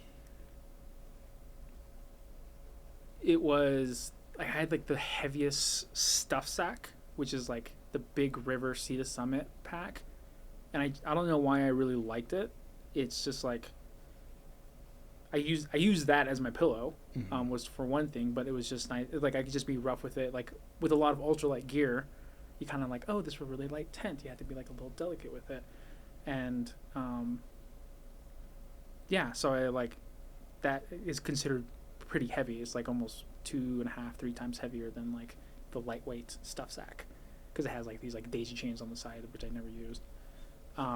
But yeah, there was other gear that I sent home, and then I had sent back, and it was like my massage ball. Like I found that it's like weighs nothing. I don't know why I sent it. I think it was more so for space, because it's a weird like having a ball in your pack. Yeah. It's just a weird thing to have. But Like one of those cork balls. yeah. Yeah. And I was just like, I actually really like this. So I had to like send back, had my stove sent back. I went for like a super lightweight titanium stove. That's such a good thing to mention, though, because I think something that we bring up a lot is that you can send stuff, like, you don't need to bring everything in the beginning. Just bring what you need, and you can always have stuff sent to you. Yeah. Or you can always send stuff home if you're not using it, and, like, if you need it, you can have it sent back.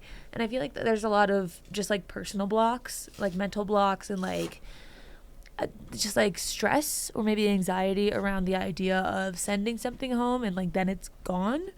Can you speak to it from a perspective of the stuff comes back if you want it back, like, and how you don't need to worry about that?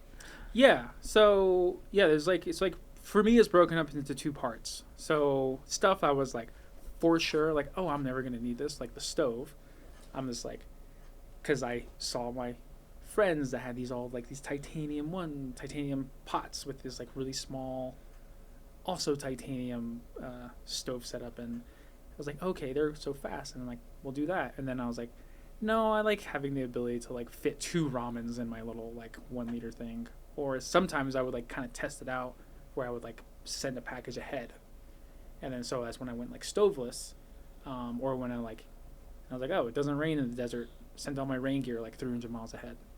And this is like, oddly, this is only something you can really do on like a really long trail. Like I couldn't like viably do this on the CT because it's only 480 miles long. Sorry, that margarita's Nice. that margarita's hitting me hard. That was good.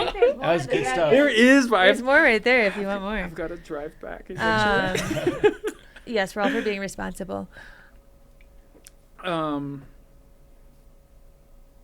just want to put a pin in it because I think for anyone listening, this is an important lesson in like, you can never just copy anyone's gear list and be like, oh, he's got it figured out. They've got it. It's such an individual thing. Yeah. Because I'm kind of the opposite of two of the things that you said. Like I actually like my titanium stove. Mm-hmm. Like that's one of the sacrifices that I'm happy to make. But I love having my pillow, which is why you got to just go out and test this shit for yourself and figure out what works and what doesn't work for you. Yeah. Yeah, no, it's such a good point. Also, yeah, I switched out. So one thing that did switch out, which I did like, was my sleeping bag. I went from like a normal sleeping bag, which is a really good, like, I think it was also Sea to Summit, Spark. Then I switched over to a quilt, and I was like, Which oh, quilt? The REI Magma 30. Once again, my friend Deals was rocking it, and he vouched for it, and I was like, all right, we'll try it. I was like, oh, I was on the fence on it already, but he was kind of like seeing it in practice with someone, kind of like really like nailed it home. So it's like, okay, this is actually really good. It just packs down more. Yeah. For me, I would actually prefer, the weight obviously is important, but for me, it's like the amount of space it takes up. Sure. Does Deals sell gear, or is he just doing make your own gear stuff and then for friends? I think he's somewhere in the middle. If he's got a company or website, feel free to plug it here. Yeah. Don't be coy. He does have Instagram. I don't know what it is. Yeah. What's his name? I'll look it up while you talk. Will Ditto. Will Ditto. Will Like- Ditto. Ditto, like Me Too? Yeah, like the Pokemon. Is it like a Pikachu account picture with some Japanese writing under it? No, it's like a normal picture of him. That's not it then. Actually, I can bring it up. Yeah. It's okay. I shouldn't have offered. Because yeah, he should be in one of my first. Oh yeah, through Texan. Okay. It's my first time reading that out loud, and it makes sense. I was like, Thrut-exon. Through Texan. Yeah. THRU, Texan. Okay.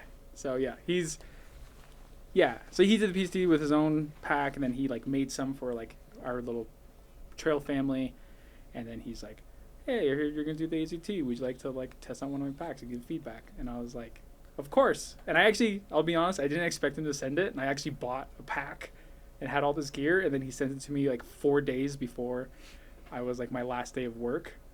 And then I was like, well, now I have to use this pack, and I have to get new gear to like fit inside of this really small pack. So yeah. What are you using for a sleeping pad? Sleeping pad, Arizona, because I grew up in Arizona, I knew it's just like a really sharp state, which sounds weird. Yeah. Like I remember like Cactus and sharp, edgy rocks. you would think just like that's like the obvious, but I'm like, oh, I'm gonna walk through these trees, and it's like the leaves are sharp. Oh. Like, why are the leaves sharp? And so yeah, and like, so for the AZT, I used the foldable, the accordion. Yeah, the Z-Lite. Yes, and then I actually cut off like the head of it, like 2 panels, because the pack that deals the design uses like a sit pad as the backing of the. Yeah. I've seen those. Yeah, so Gossamer Gear does that. Yeah. Yeah, so it was like little, that's 2.3 ounces right there. Smart. According Sure. to deals. Yeah. And yeah, but mostly I use, like on the PCT, I use I think it was the one that was the most popular, the X-Lite by Thermarest. Yep. Yeah. The yellow pad. Yep. Yeah. The new ones are 6 times less noisy, by the way. Yeah. 6 times. Is that the brand approved spec? Yeah. No, it says that on the box because I'm sure there was some testing metric that actually validates that. yeah, because Yeah. they when I used to sell them, like the old ones, I was like, as long as you don't sound, mind sounding like you're sleeping on a bag of potato chips. Yeah, right. But it like you break it in eventually, and Yeah. then like it gets better. Yeah. What about shelter? Not intentional, but I've just been rocking Big Agnes for like, so on the PCT I did the Fly Creek 2-person because 1-persons are super small. Yeah. Like no matter what, and You're 5'8". I'm wide. I think we're about to contour everything we've said so far. My husband's 5'9", by the way. I'm all for the short kings. I say this in jest. But yeah, no, I mean, plus I like having my stuff in. Unfortunately, it occasionally includes food in my tent. Yeah. And so like I thought there was gonna be a lot more rain on the PCT, so there was not nearly as much. And then on the AZT, I did the Big Agnes, brand spanking new, the Big Agnes VST 1.5 String Ridge. It's a trekking pole tent. And I looked at a couple of the brands, Hyperlight. This is news to me. I feel like I need to know about this. The Yeah, fuck? that is brand. Yeah. So it's neither a 1-person or a 2-person. It has, for me, it was the perfect amount of space because there's like a weird little like trapezoid triangle section to the side that I Yeah. can fit my pack, and then I can like fit everything else, like just me sleeping. What's Yeah. the model called? It's called the VST 1.5 String Ridge. Yeah, I'm looking at it. So there's 2 different versions. There's one that's trekking pole, and then Yeah, there's there's a another VST one. 3. That's the only one I see on the website. VST 1.5 String Ridge. I'm pretty sure that's what it's called. I might be wrong. I'm seeing it. Yeah, I see it. I like that they do the 0.5, like to your point. That it's Yeah. somewhere in the middle. It's such a weird, because like I said, I normally rock the 2. Ooh, I like the colors. This mint leaf color. Yeah, it was That's nice. but yeah, so that's what I rocked in the AZT, and I will admit, like maybe like a third of the time I was cowboy camping on the AZT. Mhm. But there's a lot of those super annoying cacti that like comes off and like it's barbed and it just sticks into you. That sucks when you're cowboy camping. 1.71 ounce packed weight. 1 pound, 7.1 ounces packed weight. And then, or packaged weight, 1 pound, 3.3 ounces minimum trail weight. Whenever it says minimum trail weight, okay, actually, as an REI employee, I have a question. Yes. Whenever it says minimum trail weight, I'm never like, oh, that means when I take off the box when they mail it and like cut the tags, it's going to weigh that.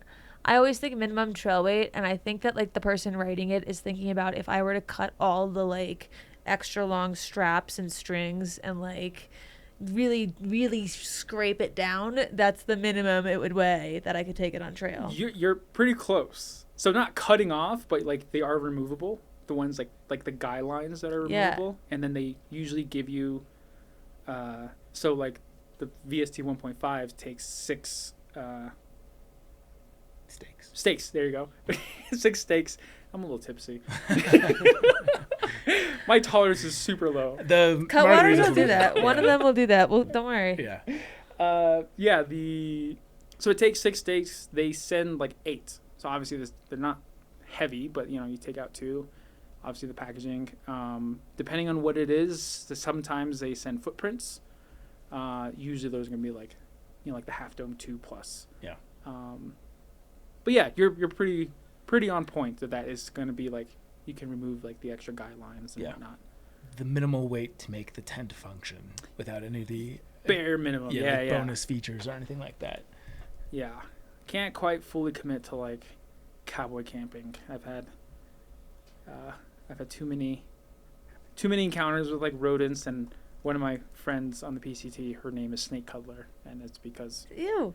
and she actually had a tent, which is also the crazy thing. It was cuddling her through the fabric on the base of the tent. And this happened multiple times? No, this happened once, and I think it was in the first 2 days. Okay. And then we just ended up calling her Cuddles, and she didn't quite like that because it just assumed that she just like cuddles with like everyone, Only the snakes. but only snakes. Yeah. Was it a rattler? She doesn't remember. She doesn't know because it didn't rattle. She was just like, I'm assuming it was because it was What happened when she figured out she was cuddling with a snake? She just got out and I guess she like scared it and it went off and then she like got back in. And She was that was creating the that. right amount of body heat. Yeah. So work at REI, obviously get discounts. Do you get like discounts beyond just the flat REI discount? Like, are you getting like the returns and then dibs at the returns at discounts? Like, how does that work? Officially, no. Unofficially? Yes. How does that work? Here go the hacks that I was asking for. Tell me the secrets. So I work in the back, and one of my jobs is to process said stuff. And some of it, unfortunately, is like unsalvageable, and some of the stuff we cannot sell, like safety gear. So like anything that like rock climbing orientated, and but sometimes there is some stuff that's like, and I do get to test some out. And sometimes we have like what we call like a gear bank. And so I was like, I'm gonna put this in our employee gear bank, and I'm gonna use it for like 2 or 3 weeks, and then return it to the gear bank. Yeah. And then so it's like I got to test out a lot of stuff. So that's my little like circumventing. So it's within the bounds of like the laws and guidelines of REI. Yeah. But just barely. I was hoping you'd be like, yeah, I run the inventory, so I just put like lower numbers on certain items. No, unfortunately, yeah. I shouldn't say unfortunately. I'm not. Yeah, that would be stealing. That's just straight stealing. No. There have been people who've been fired for such things. There's the guy who was like, I can tell the story. Yeah, he was like mailing himself. We call it resupply now instead of garage sale, but he was mailing himself resupply stuff. And so he would like just take it, put it in a box, and we can also mail stuff because we're the shipping department. And then he would just package it before he ever. So now we have a policy. We have to open it and we have to check all the content inside so that it's like. Well, like after they tape the box, you have to untape the box? Well, if it's taped, yeah, but we tell people we have to check the contents. Interesting. Because we get a discount with like shipping, so which mainly comes in handy like during Christmas time. So are people always extra nice to you because they think if they butter up to you, those packages will send? No, well, I'm also like, I purposely stay at a certain responsibility level. So I'm not the head honcho of shipping department. There's like 2 people above me. But I like, the only way I can get off so much and often is by not being responsible. Yeah. I'm just one of the people. Just like the lowest tier one. Okay, one more REI question before we move on because I know there's a story here somewhere. What's the craziest thing someone's been fired for that you've heard of? Craziest thing someone's been fired for. Oh, I got one. Yeah, he was off the clock, and we have a fully functioning restroom, multiples in the building, and he just goes out and he like, I don't know exactly why, but he peed on an employee's car while she was in the car. And What? I don't know if he knew that she was in it. She was in the Was he drunk? No, I don't think so. This was done in spite, or Yeah, was he aiming for the car? Like her car specifically? These are all great questions that I did not ask. Yeah. Or maybe I did ask, but I didn't get an answer. She was pretty, so it might have been kind of like, I don't know, marking his own territory. I don't know. but that's one way to go about it. You know, that was a very like immediate. Yeah, sure. Yeah. Because like, I don't think he knew that she was in there because like I've seen her car and it's like a pretty dark tint. This was like down in New Mexico, so they like pretty sunny state. They have like darker tints on their car, so I don't know. But off the top of my head, yeah, that's got to be. Yeah. So what, she reported him to HR? Oh yeah, like he was. If a guy peed on your car, would you report him to HR? Jabba? See, like, I don't, it depends on who Jabba, it is. but see, if Jabba peed on my car, I wouldn't report him to HR because I would just be like, that's just him. You have to give him special accommodations because that's just him. Jabba, you're in trouble. I would like to report you with you. And aim at the snow, Fire Jabba. yourself. Aim at the snow. Yeah. I would not be happy if someone peed on my car. I could maybe see a circumstance where it was accidental, like if they were drunk. I mean, if I had like gripes with them in the workplace and Yeah. like they weren't my favorite employee, then yeah, sure, I'll go. Yeah. But I don't know. I don't like talking to HR. I did have someone shit on my car. No, what? Yeah. 9 years? You've never told us this story? This was I was living in Denver, but I was at Jenna's place, who was also in Denver, and it was kind of a sketchy area. So there's two theories. There's one, I was parked in an area with limited parking, and somebody was upset that I was doing that, so they took some vengeance. The other is it's very possible it was just a vagrant type. But yeah, there was shit on my car. I feel like to be on the car is like a lot of effort. That's not an accident. There's a lot of places. There's a lot of easier places to drop mud than my Honda Civic. But yeah, Have you ever heard of the ghost poop? no. Ghost poop? It's like a ski resort term when like someone who's driving the cat groomers will like Shit while grooming? but they'll do it and so there's no tracks of like snowboarders or skiing, so it looked like a ghost pooped in the middle of the run. That's funny. That is funny. Speaking of Jabba, you met him while backpacking. Yeah, so we finished the PCT on the same day, like Yeah. maybe an hour apart.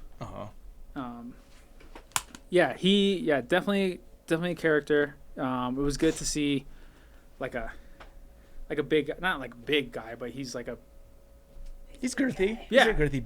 Yeah, he's a barrel. yeah. But yeah, and he was like he's super energetic. So I had we played leapfrog just very briefly, and then because I think I'm just remembering everything. Okay. So we stayed at Hart's Pass, which is 30 miles from the terminus, and the terminus, Canada, was closed, and so we were doing like a victory lap. So we stayed at Hart's Pass together with the best trail angel I've ever met, who's called World Class for a reason. He had like Wi-Fi, a refrigerator, couches, carpet. It was crazy. But anyway, so him and Handstand were staying there with a bunch of us, and so that was like the first time like I met him, and so he like came over and we like really talked, and then like the next day we saw each other, and then the day after that, which was like both of our finishing days, we saw each other, and so it was like we very briefly kind of like hiked together, and then that's when I challenged Handstand to a handstand competition, which ends as you would expect. Yeah. And then and that was pretty much the last we saw each other. But yeah, it was brief, but cool. Yeah. From the AZT, any strange feats? I obviously did it with a light pack. Were you trying to like cruise that one, or? This was very much the story of, I was like, okay, I don't want to be as injured as I was on the PCT. I'm going to take it slow. And then I did like a marathon day on the second day. Were you injured frequently on the PCT? Yeah, I got shin splints on mile 108, which was a mile before Warner Springs. Huh. And I had shin splints the rest of the trail. Oh shit. So yeah, it never went I mean, away. shin splints can I mean, it does often take people off. Like, that's a really painful injury. Yeah, I had 4 distinct times that I thought that was like off trail. Yeah. Like completely off trail. AZT that happened like once and was not shin splints, which is kind of good. It was like a foot injury, which I'm still recovering from. So I'm just doing a lot of biking at the moment. Got it. But yeah, no, there was Is it fasciitis, or what? Do you know the foot injury? It feels like it is like in that area. Just been like resting it, like you know, you're with like biking or pedaling, you're not like you got a stiff shoe, so it's not as bad. Yeah. Going to town on it with that massage ball that I love so much. Oh.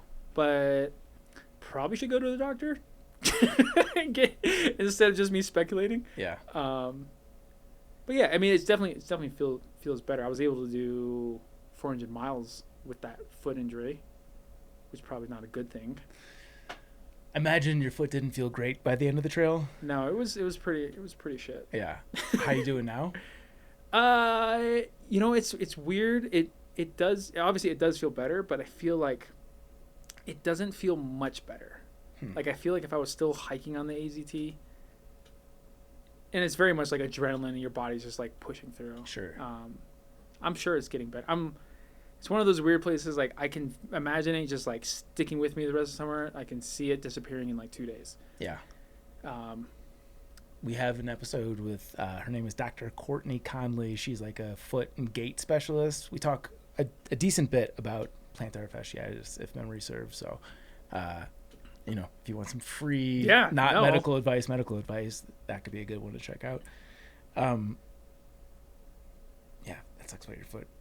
What's your footwear? Ultras, Lone Peaks. And you've been in zero drop for long enough to know that your foot does well in zero drop? Yeah, well, the zero drop doesn't really particularly matter to me. I have really flat feet. Okay. Specifically like the midfoot. I did the CT in waterproof Solomons, which is waterproof was definitely not a great idea. Yeah. I don't know if I know anyone that's done it in waterproof trail runners. That's interesting. It wasn't a trail runner. It was a boot? It was a boot. Oh, okay. That's a little bit more common, but still heavy and yeah, hot. it was, and I was running in it. So Jesus. before I worked at REI, so I was. And no field shoes with that yet. Now you're in a proper trail runner, and then but this is definitely just me like, just pushing it way harder because like I was injured when I started the AZT. Yeah. I was like, I should not have started the AZT when I did. So you already had the foot issues before you got on trail. No, I had knee issues, but. And this goes back to the knee surgeries that you were saying. Yeah, well, it was. I think this is like I just flared up, and so I had actually wanted to like postpone it a little bit, but then I found out that 2 of my friends who I met on the PCT, so Deals was one of them, and then Rabbit, Carl Blanchett. So they had started like 3 or 4 days before me on the AZT, and I was originally going to start like a week later, and then there was this really good weather window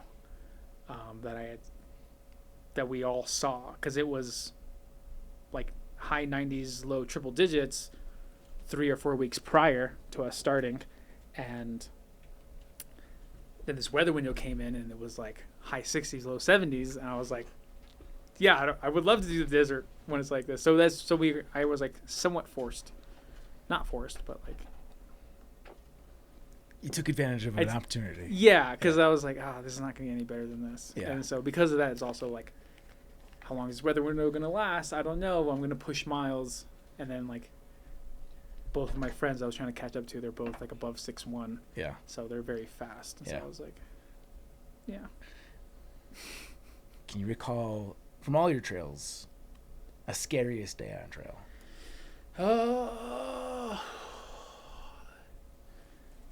Scariest day. So I mean, I also have to go with like the day you almost die.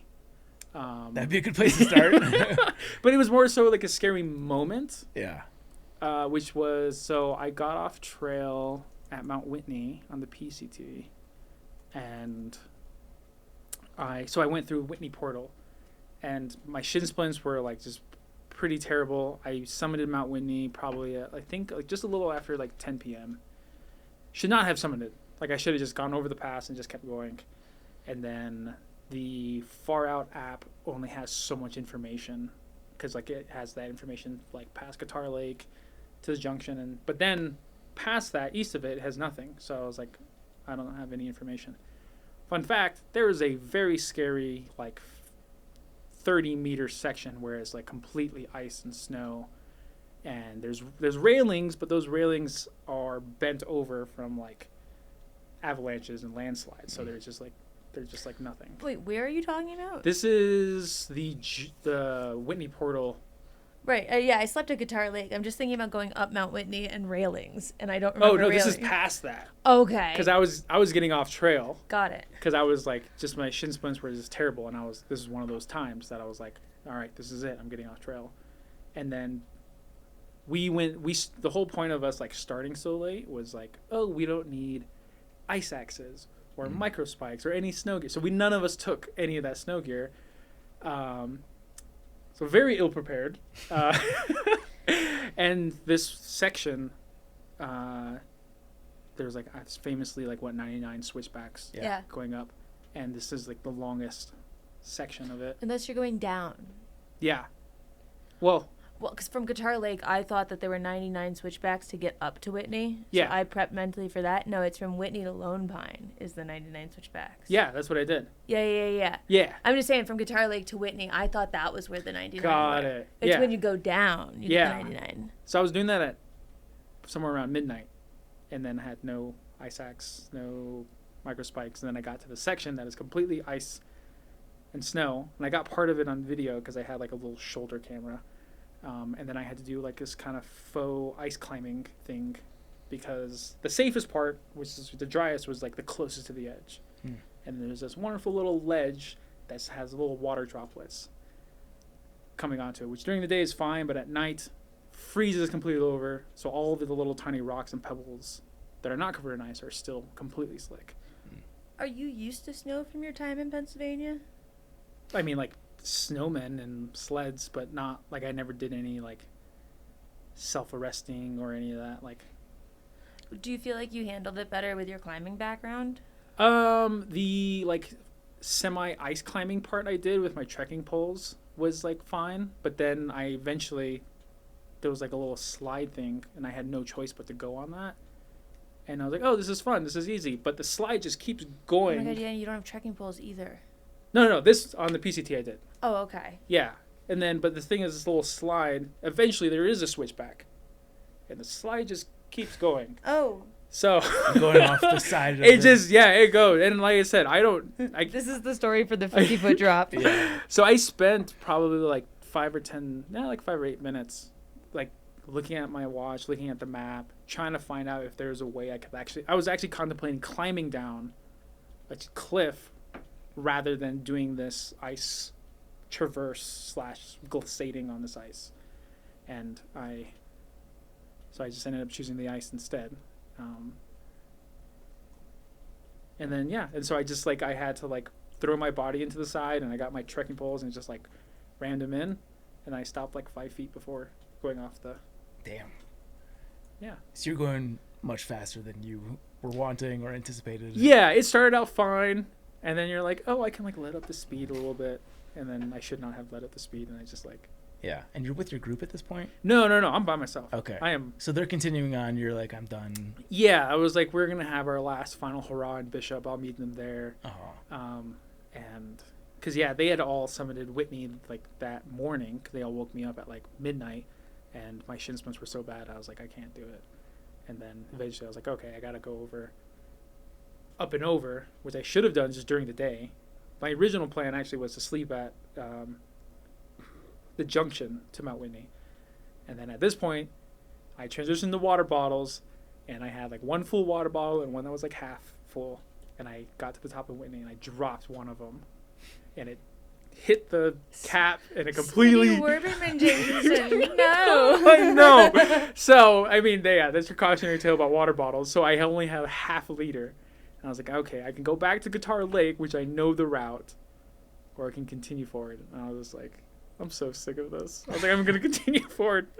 But yeah, so there you go. So that was like the single like scariest moment Did you get pretty cut up doing that, or did it end up being okay? No, it was fine. I mean, like, it was, like I said, it was all, I was just on slick ice. Yeah. That sounds like it sucks. Yeah, it really, like, if I literally had anything else, like a single ice axe or even, like, anything sharp besides trekking poles, I think it would have been fine.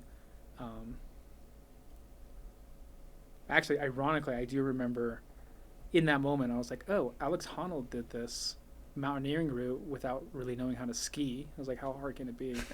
It's Alex Hannold. We don't base how hard it can be off of what he's naturally good at. Well, he's not naturally. He was terrible at skiing. He was. Well, no, we don't put asterisks there either. These are simple life lessons to stay alive. Yeah, his fear threshold should not be part of the equation. Yeah, but yeah, single scariest moment. Okay. Scariest day was getting lost on the CT, and it was like a thunderstorm, and then I'm like in this like huge boulder field, so I don't really have the option of like, oh, I'm just gonna set up my tent and like just hunker down. So at one point I'm like running through the woods, hopping on these boulders in the middle of a thunderstorm, and then I'm like coming across like wild animals. Some of them are small, and then I think the largest one was like a moose. Not I think, it was 100% a moose. But we kind of looked at each other, and he just like looked at me and just like went back to grazing. And then I just kept running for another half mile until I got to the trail and like flat area, and then I just set up my most wet tent setup ever. And I think that was probably, because that whole ordeal lasted maybe like 2 hours of like getting lost, and then like. You must have been very happy to get down to Whitney Portal. Yes. Yeah. Yeah. No, that was, I got a free meal at the end. The trail angeling from like strangers is unmatched on the PCT as far as I'm concerned. Just like, and it's mainly from people who are like, do not know what trail angeling is. They're just good, kind people. And so it was just a lovely family. They were just like, do you want a burger? You look kind of beat. And I was like, I would love a burger right now. You'll love BAT, but in that regard. I was going to say that's so true, though. That's I'm thinking about my Trail Angel experiences on the PCT or the Trail Magic ones. Yeah. A good portion of them were people that didn't intend on doing Trail Magic or Trail Angeling. They were just being people that saw someone and they thought, why not?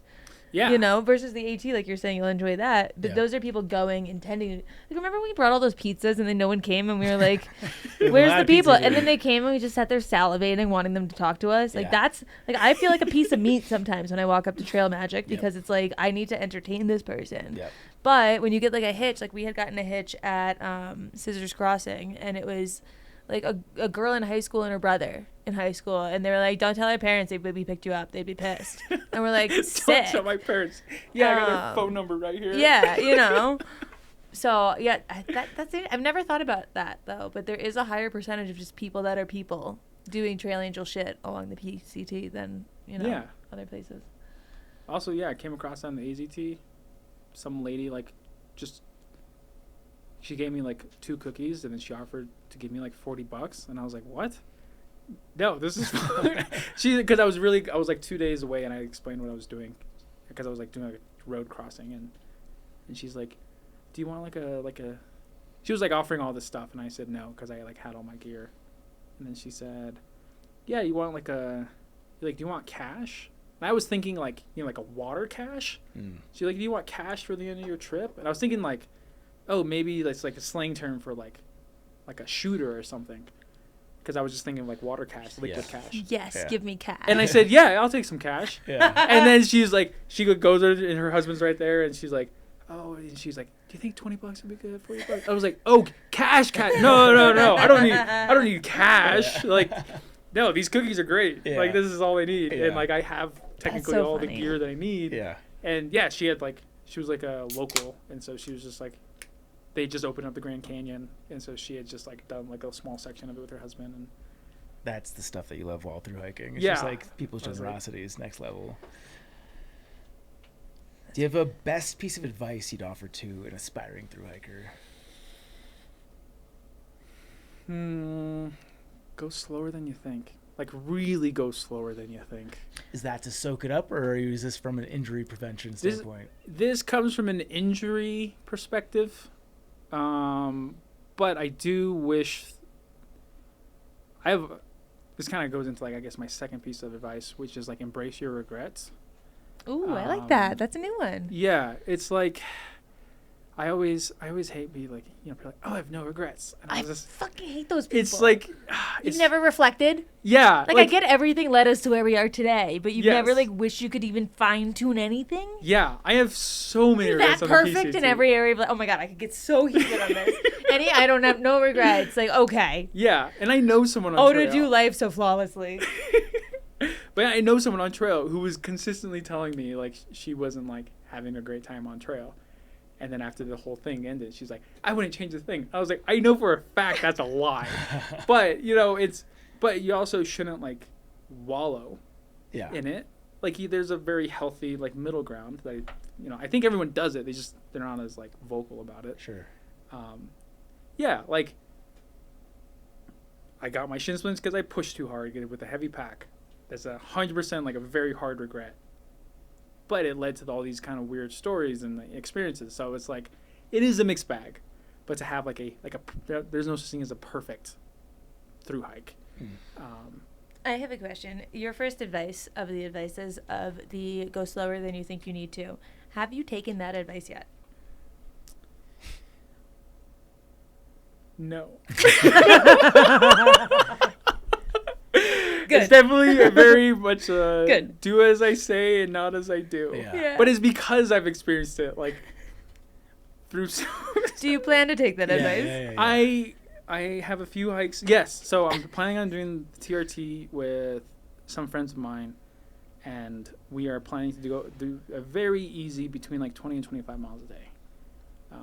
25 miles on the TRT Yeah, is not like... like a very easy day, Zach. You've had one of those. Yeah, well, like Super easy day. compared to what we were doing. Where you don't push yourself too hard. Yeah. Yeah, but I feel like the PCT side of that especially, it's not a casual day by any stretch. Well, we all just finished 800 miles in the AZT. We're all like, Just say no. Just say you don't plan on taking your advice. Just say no. No, I do. That is so. She said 20 miles, but we also are planning on. I have like 6 weeks to do the JMT, the Plaza to Plaza, the TRT, and the Timberline. So just say no.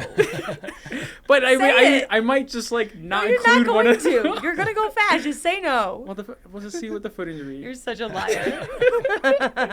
This is You're lying advice. to yourself here. This is advice, me. not life coaching. I'm gonna be in North Carolina. It doesn't affect me. Yeah, that is the ultimate do as I say, not as I do. Are you pounding painkillers on trail, or like are you a spokesman for Advil, or what do you... I did go a little bit harder on. My mom sent me like those 800 milligram ibuprofens. The dentist But gives those. I They was rock. I was really careful though. I was like, okay, like 4 days in a row is like a bit much, and then I would just embrace the pain after that. Yeah. For like, you know, I don't want to build up any like tolerance to it. And Well, also- according to the containers, you can take 1,600 in 24 hours. well, yeah, like That's 2 of the 800s. I don't do that because I get scared. Yeah. Like, Well, what happens when I hit 1,600? You grow an extra arm. It's also the chronic use of it will rip apart your stomach lining. Yeah. Yeah. Well, I never used it during the day. It was always at night. It was more for like ibuprofens for like inflammation, rather than I think the PCT just taught me to like. I swear I'm not like a masochist, but you know, just like I felt every single step. You sound a little bit like a masochist. Yeah. You also sound like you don't know yourself. Because everything you're saying is like, so like, oh yeah, that was like, you know, and we went slow and then this and that. And Yeah. like everything you're saying is anti the tone you're saying and the way you're saying it. And I'm like, the words I'm hearing aren't matching the facial expressions and I'm confused. Yeah, it's definitely, I mean, I don't know. It's like, you know you're alive when you're in pain. Yeah, that's what a It's- masochist would say. It is, but I'm not like every step and, you know, the shin splints, I'm like, ugh. I'm you in know, love it's when I like, eat yummy ice cream. You know, like Yeah. I'm not alive when I'm in pain. I wish I were not alive when I'm in pain. I mean, I'm talking about like literally alive, not like living. Yeah. Yeah, but like, what about when you take like a perfect lick of a great ice cream flavor? That's when you know you're alive. That's that's euphoria. Like, man, dead things don't taste this. You know? Things don't My taste- dog doesn't get to taste this. I get to taste this. You don't give your dog ice cream? Not human one. Is there dog ice cream? Yeah. Oh. Yeah, there's What's in places- dog ice cream? I don't know. Dog stuff. It's just You can if you Ice get if you cream get go marked up if you twice. get Go Puff, there's things called dog stirs, and they look like the little the little cuppies with the peel off lids that have the vanilla chocolate swirl. yeah, But it's for dog, and there's a peanut butter flavor, and I think there's a bacon flavor. yeah. And then there's places that do a dog ice cream. There's some semi-cold ones in the fridge if you want it. I just put them in, so they're not gonna be that cold. But if you prefer it over the room No, temp- this will be fine. I don't want Okay. you to keep running back. oh, you're fine. I think just one more. Okay, cool. Did you You said you drove? Yeah. Oh boy, do we have something to we've send got home it. with you. We've got gifts for you. You're going home with Element. You are the lucky winner of. Yeah. Yes. And Dude, so- yeah, Element's hella fancy.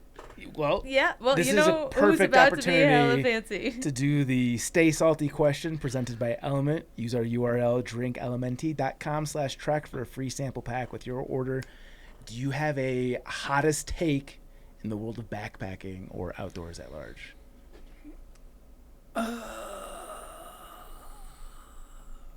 I really should have read through your prompts and been more prepared. Has nothing to do with us. You've backpacked for how many years? This is like a thought in your head we're asking for. No, I feel like. Can you repeat the question? Yeah, Do you just have a hot hottest take? Like, A hot take on backpacking. yeah, like Yeah. something that you see and you're like, that pisses me off. Or something where you're like, this is Oh, done so okay. dumb, it should be done this way. Or just like something that's like, ah. I think it shouldn't be glorified as much. Why? Just because accidents are more prone to happen. People have unrealistic expectations. People, I mean, the whole influencer thing is kind of coming. I don't have a necessarily problem with that. But yeah, there's I've seen people push themselves to. There was me and my little crew. Anyone who started the PCT in late May was somewhat obligated to do fast miles. So we would catch up with some people, and they would be they would push themselves, and then 9 out of 10 of those people got off trail by mid Sierras just because they were too injured. More stress fractures than anything, not they fell and did something. And so if you so that the glorification of that is doing it sub 4 months, sub 100 days. I think the 100-day challenge is a thing on the PCT. So there were did you do that? Yeah, I missed 100 miles, but Oh, did you? Yeah. It wasn't a known challenge, and I hope this didn't And spur you didn't because of skip us. them. There was a fire. Fire closures, but I'm just saying Yeah. it makes a difference when you're subtracting. Mentally some- note that I came to your defense there. First time, it was the third to No, last episode. No, I just told you to mentally note it so you wouldn't think that there was the only time. But yeah, no, I think, this is good. Yeah. I think this is good to Yeah. shine a light on the darker sides. Darker maybe is the wrong word, but the more challenging aspects. Yeah. Yeah, and kind of somewhat comes back to because I remember I applied to that hiker scholarship, Mhm. and then I was straightforward. I was just I just like hiking. That's my reason. And other people were oh, I want to do it for this reason. And I was that's really cool, but I don't want to lie. Dude, that's me with the cashier applications. What did the other people say? Yeah, exactly. Maybe it's just oh, I need money, and you I guys just, are I just half love a mile doing from this. yeah. It's what was more qualified than that? Well, I also applied to REI 6 times before I was hired. Mm. That was hired the 7th time. I'll be honest, I applied once. They didn't take me. I said, fine, you don't Oh, deserve me then. And then I started this. Do you know what you changed about the 7th application, or was you think just better timing? I think it was honestly just better timing, because I feel as long as they'll just hire almost anyone, and then they're I was hired as seasonal, and they're oh, if you're not up to par, then we'll just end your seasonal. Yeah. That's so misleading, though, because they told me that, well, not they, but people that had worked there and knew people that worked there told me that, too. They're they'll hire mostly anyone. And then I came back from the PCT all cocky. I was oh, I've hiked this trail. I've got so many miles under my belt. I made a nice resume because I went to school for graphic design and I could design it before AI happened. And I brought it in and I gave it to them. They were thanks, and they never called me back. And it was just they just weren't interested because they were that's not flagship REI, Denver, Colorado. You walked far, cool, not cool. We don't care. That's not special. So when I'm saying that because when you say they take almost anyone, I really bought into that, and then I applied and they didn't take me, and I was like, so anyone but me? It depends on location. So I've worked at 4 different REIs. Okay. So Dillon, Summit County, in Dillon, Breckenridge, Frisco, Keystone, etc. The whole population is like 30,000 people. Yeah. Denver is like at least 500,000. And like including Boulder and whatnot. Yeah. So the options there are just like much less. Yeah. Way more competitive fair. here. Yeah. So it also like so just I think it was kind of like the timing. As someone that hires, timing is a massive part of it, because like we keep our like old expired job application opportunities on the website, and it's like clearly marked as not hiring currently, but we get a lot of people that'll email us being like, I'm really interested in this, and they're oftentimes very qualified. Yeah. We're like, should we fire Rachel? Yeah, right. Rachel's nice. You're No, cool, we're not going to fire Rachel. No. Also, as someone who doesn't hire often, I did Google the Denver population. It is 750,000.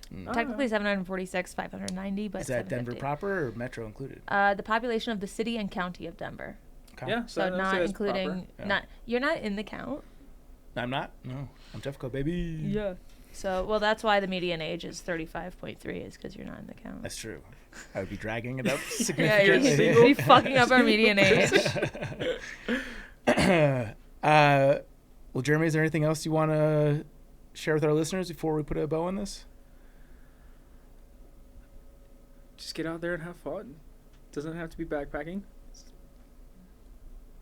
Biking, climbing, not free soloing. Yeah, after hearing your story. I think just get out there and have fun. Doesn't matter. Fuck yeah. Social media, anything that you want to plug? It's under my real name, which is Javos Phoenix, which I just recently learned how to change, which is really cool. I'm new to like Instagram and technology. What do you think about changing it to? No, I changed it to Javos Phoenix. Oh, okay. Before it was like, Jeremy's not my real name. Javos is. That's Got a it. whole. Yeah. I thought it was your real name, and you were excited because you were finally able to change it to something fun. No. I was like, wow, what's fun? But yeah, no. So I'm relatively new to all that, and I'm like working on like figuring out how to edit stuff, and not very good at it. Hey, you'll fucking get there. Well, Javos, thank you so much for joining us here on Backpacker Radio. Thank you for having me. This is awesome. Hell yeah. Thanks for the margarita. All right, I've got a oddball bonus segment here. I can't wait based on this. Is this your prompt? Yes. These 6 words? Yeah. So, not a frequent Redditor, but I go on from time to time, and one of the subjects that I see pop up on various subreddits are just stories from celebrities, specifically like the negative encounters people have with celebrities. I always find them to be interesting and funny. So I've highlighted a handful of my favorite nasty celebrity encounters. Oh, okay. Yeah. I like this. I like that it's not trivia because I don't need to use my brain. No trivia. I've been This is- giving you soothing stories and you keep being like, hey, do you want to think? Yeah. No, there's no thinking. Good. Hopefully some laughing. Oh, wait, my phone sent me an affirmation. Hold on. Take a moment to think about this internally. Okay. I am grateful for the inner strength that has gotten me this far in life. That's a good one. Great. Thanks, phone. I am healed. Your turn. Okay. So the prompt is, who's the nastiest celebrity that you've met in real life? I should not have led with this one because this one made me laugh the hardest out of all of them. But the quote is, my mom's sister and I were biking north on the Strand one morning and we ended up passing Gary Busey. Do you guys know Gary Busey? Yeah. A crazy looking, like, Can you no, you I think he got in an laptop. Show me a accident photo. when he, I don't know if this is an adult, but like his teeth are kind of mangly. I know faces and I know names, but I don't know them together. That's an extreme Oh, photo. I've seen this. Well, not in his later life, because like Hold on, let me in the look at movie Entourage, he just straight up plays an insane person. Is that different from the show? The Entourage, the show, he's a cameo. He's only in a couple episodes. Garrett loves that show, but I think the guys are such dickheads. He's got a face that looks familiar. Yeah. I'd say his most normal character is Rookie of the Year. He actually He kind of kind of plays. looks dead. That's a Not- fair yeah. assessment. He I'm can stinky. You can ask the gravedigger about that if that's I accurate. just smelled myself. And I smelled it. Do you want to smell me? No. Here. No. Come on, there's only 2 episodes left in the I'm studio. gonna pass the. No, I'm There's good. only 2 episodes left in the studio. Yeah, but Smell my musk. Fucking shit. Hold on, let me get you a nice fresh one. Jesus Christ. Get ready. It's gonna Alright, smell here, really good. eye It for an smells eye. really good. Yeah, but Eye mine for an smells eye. good. I Eye don't for know. an eye. Sometimes mine smells good. Give me. There you go. Oh! You got it, didn't you? Oh! You got it, didn't you? Did you smell it? Yeah, you didn't smell like anything. Try it You smell again. like a man that wears. Try it again. You got nothing. You smell like nothing to me. Ugh. You get. It's like a little. It's a little sharp. It's like a sharp. Not cheddar. a little. That is cheese. Yeah, that's straight up cheese. I didn't shower today Just one day. or put on deodorant. I didn't deodorant either, but I did shower. Well, you're Okay. welcome. It- See, you're gonna miss this.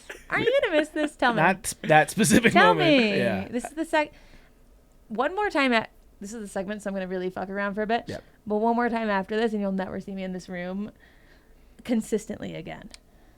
That's your fault. Yeah, but aren't you sad? I am sad. Don't you just want to smell my armpits because of it? No, those things are not equated here Okay, whatsoever. All You right. won't miss me. We ended up passing Gary Busey. We were so surprised we started giggling. He heard us and screamed back over his shoulder, "Shut up, bitches!" Which of course just made us laugh harder. Could you imagine if Gary Busey yelled at you? I don't know if that's nasty. That's funny. It is very funny. I was thinking like dirty when you said nasty. Yeah, no, nasty isn't like mean. Oh, Yeah. okay. Yeah, like when they think they're too cool for school. Yeah. That was my favorite, but we got some others. I worked for a lot of famous people at their residences. The one that stood out the most, this name popped up a lot in my research of this. The one that stood out the most was J-Lo.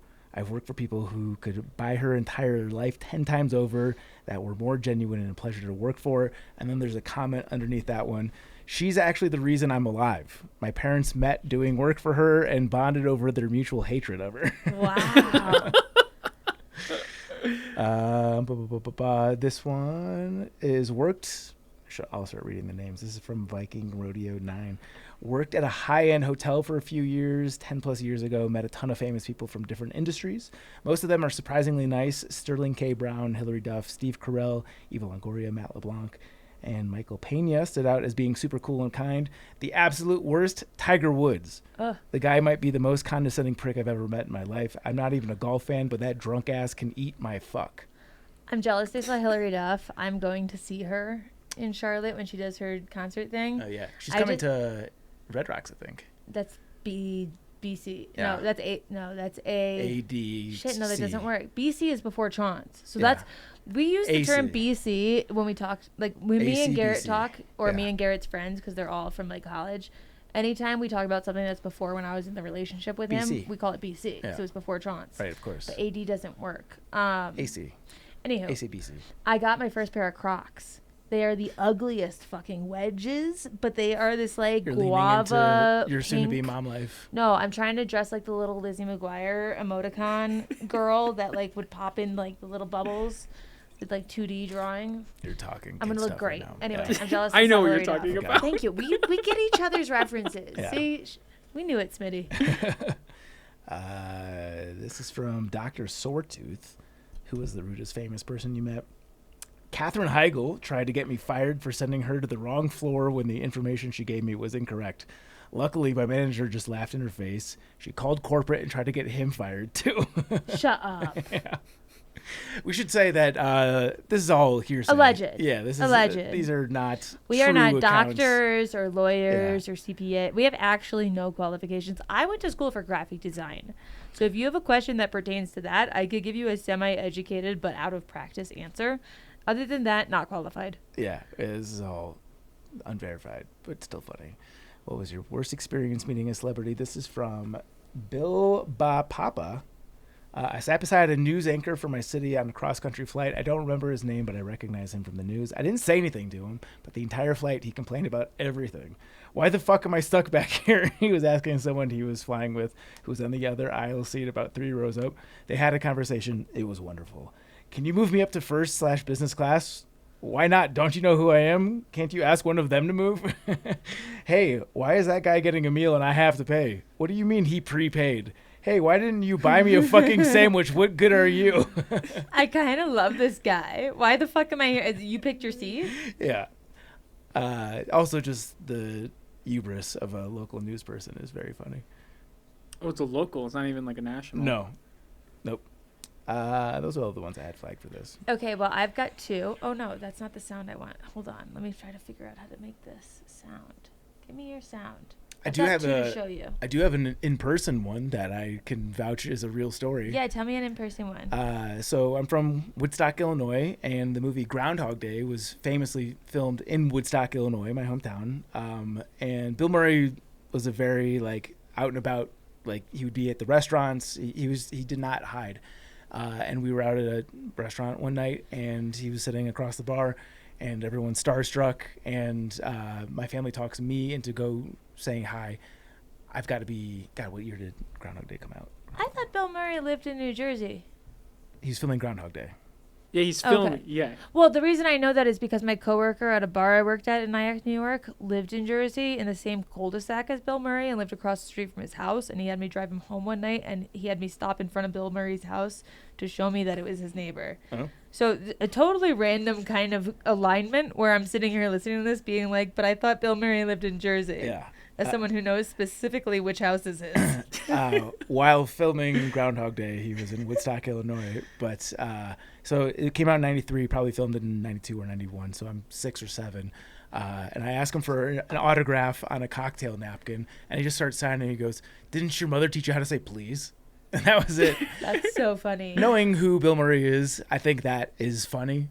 Like, he's not, I don't know if he's being an asshole. I think he's being Bill Murray. I bet you remember to say please after that. Well, I was upset by it. I went back and ripped up the napkin.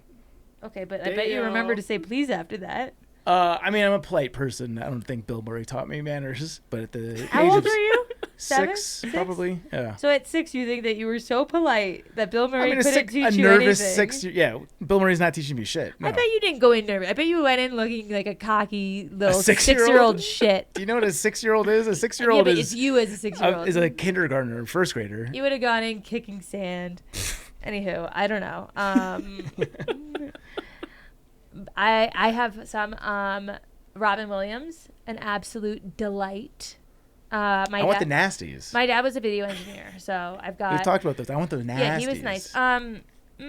Nasties. Okay, Kesha. So my dad worked on TRL for a bit, and Kesha was doing one of their live shows, and she had just come out with what's the name of the song? Wake up in the morning with a bottle of Jack, brush my teeth. Wake up in the morning feeling like. You're on her side here. Oh my God! I know it's a popular song. I was never people are screaming into their microphones a right Kesha now. consumer. I don't play Oh Rob my B. God! Hold on. Wake up in the morning feeling like P Diddy. That's no longer good. TikTok on the clock. Anyway, so she was going to be on TRL. She was the performer. Why are you looking at? You're making eye contact like you're laughing at me, not with me. What? Just because I don't know what it. Don't forget I know you. Anyway, so we're at TRL. She calls me the 6-year-old shit, and she's having a meltdown in the middle of a story. Because I'm calling you what I think of you to your face. You're making eyes with him. Okay. Tell me what you're thinking. I think you're a maniac, but go on. I do too. Anyway, so they had her lyrics and they had them printed out, and the people that like the crew were not really thrilled because she had a lot of fucking requests for coming there. Sure. And they were saying that she had more requests than like Beyonce. Like she had more What's requests the than term like in the green room where you're asking for specific? I don't know. But she was brand new. Like TikTok was like she had just dropped like a one hit. And like, do we know if she'll be a wonder or not? Yeah. I don't know. But she came with all these demands and they were like, who does this person think she is? Yep. Then I'm in the back room with them because, you know, he works in the back room and they're all sitting there and they had her lyrics printed out and they were reading them. And like something about grown men, like 56-year-old men reading Wake Up in the Morning feeling like P. Diddy, brush my teeth with a bottle of Jack, and like a straight voice like that just doesn't sound good. And I'm sitting there, I'm like, yeah, these lyrics do suck. And they're all laughing at how much the lyrics suck. Why are they reading the lyrics? Just for funsies? Just because they're like, who is this girl that we're shooting today? Okay. And they're waiting for the show to start. These are like the guys in the back, like camera room. Yeah. Anyway, so then I go to the bathroom because I'm like, okay, I'm also waiting for the show to start. Kesha comes in the bathroom to pee. She's peeing in the stall next to me. Comes out, we're washing our hands next to each other. I didn't say a fucking word to her because I was like, all I know about you so far is that you have a lot of requests and that these men that I trust, because they're friends with my dad, have made fun of your lyrics. So I guess that would fall under nasty. That wasn't the story I was going to go with, nor do I think it's that good. Okay. But you demanded. Which one are you going to go with? I was going to show you a video of me and Martha Stewart. Have you seen it? Have you seen it? Classic John's hijacking. What do you mean? You just asked me what I was going to go with. Well, I thought we were on the subject of nasty. Of celebrity encounters. No, it was not the subject. Nasty celebrity encounters. Yeah. Okay, fine. Martha likes her coloring on her TV shots to be a certain way, and if the cameras don't look right, or if one coloring on one camera doesn't match another, she could be a real fucking bitch about it. That's what we're looking for. Okay, great. Actually, I'm not giving you info. Okay. Is there anything else you want to add?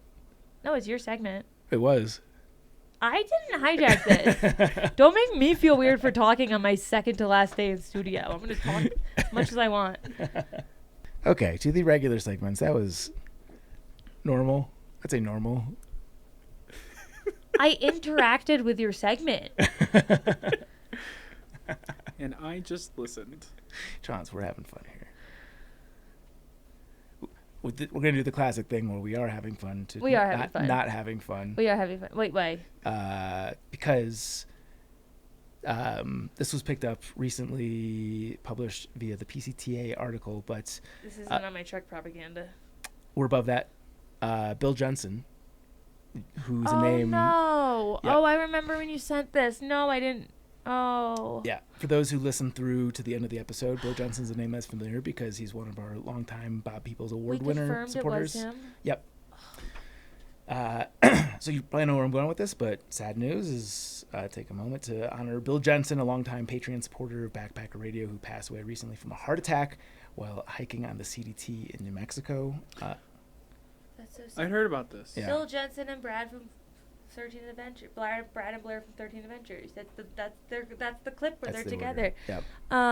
That's really sad. I remember you sent that article, and we were wondering if it was the same one. I reached out to the PCTA. They confirmed. Yeah, it turns out he's also a Trek blogger. He blogged under a different name, so I didn't connect the dots until later. But just some background on Bill. He thru-hiked the PCT in 1977 at age 19. Completed the AT, Colorado Trail, Tahoe Rim Trail, and a near 4,000-mile Trans-America bike tour. And yeah, just a classic adventurer. He was also a PCTA Legacy Society member, a big-time trail angel. He's a Trek blogger for us, and from every account that I've seen, everyone loved Bill. I have a proposition for a new rule we follow. Okay. Which is really good for me to propose as I'm on my way out. Yeah. But I think we honorably leave him in the I guess they're Bob Peoples now. The Bob Peoples mentions, the super big thank yous. Yeah, sure. Just forever. Okay. I think if you pass while being one, it's in like a tribute. What's the word for in perpetuity? Memorialize. Let's just keep saying the guy's name. Yeah. Because that's so sad. Yeah. But yeah, hearts go out to Bill's friends, family, loved ones. That sucks. Okay. Trek propaganda. This one is from the Peg Leg. After 22,000 miles of thru hiking, this is one of the biggest mistakes I see beginners make. Obviously, very clickbaity title, so I'm going to be light on the details in terms of summarizing this. But Madison Pegleg argues that the biggest mistake she sees with other hikers has to do with how they plan for their thru hikes. Does that mean too much planning, too little planning? You're going to have to go find the article and find out. But Madison knows what the fuck she's talking about, so go check it out. And this next one I don't think will be relevant to anyone by the time this comes out, so I will skip it. Question of the day. This one grinds my gears. Yeah. I have never had to think about this before because this is one of those things where, like, things in life you think are second nature. People breathe in and they breathe out, right? We could just assume everyone does that. Yeah. This falls in that line. I have a good corollary to what you're about to say. I don't want to preempt your You question. can disagree, but in my brain, Yeah. these are involuntary actions that only make sense one way. Uh-huh. Right? Like, you don't sit on the toilet facing the seat and pee with your doodle hanging in the water, right? There's that doodle again. Yeah, see, and here's a context example of where it sounds very non-threatening. Yeah, no. You don't pee facing the wall, right? It's someone with the doodles now. Well, you do pee facing the wall when you're standing, but I'm saying you don't sit facing the wall. Correct. I sit the correct way. Okay, so that's the mindset I'm coming into this with. Yeah. That is how bonkers I think this is. Okay. Question of the day. And I didn't even think this was a question because I didn't think that anyone would not have the same answer on this. And now I'm learning that other people don't. And I hate to draw it out. I'm not doing it to be that person. But the fact that anyone doesn't do this the same way I do is just, I just need people to understand it's not something I have ever considered. Yeah. I've never considered that there is a different way to do this. Uh-huh. Do people face the shower head when they shower? My answer is an incredible fuck no. I am turned away from it. That's the way you're supposed to, like, if you're facing a mirror, if you want to look in a mirror, you face the mirror. If you want to take a shower, you get in the shower and you face not the shower head. And because then the water hits the back of your head and it's on your scalp and it rolls down and you wash the body and like you turn around, you can't breathe. It doesn't make sense. So when I, well, first of all, I do face a shower. Secondly, So do I. Yeah. That's psychotic. So that's the problem. That's the problem is once I saw this, I sent this and I was like, hey, question of the day. And then from the gal group, the girls of the pod, they all started being like, oh, my husband says he faces it. And I was like, no way. And then I asked my husband, he's like, I face it. And I think this might be a boy thing.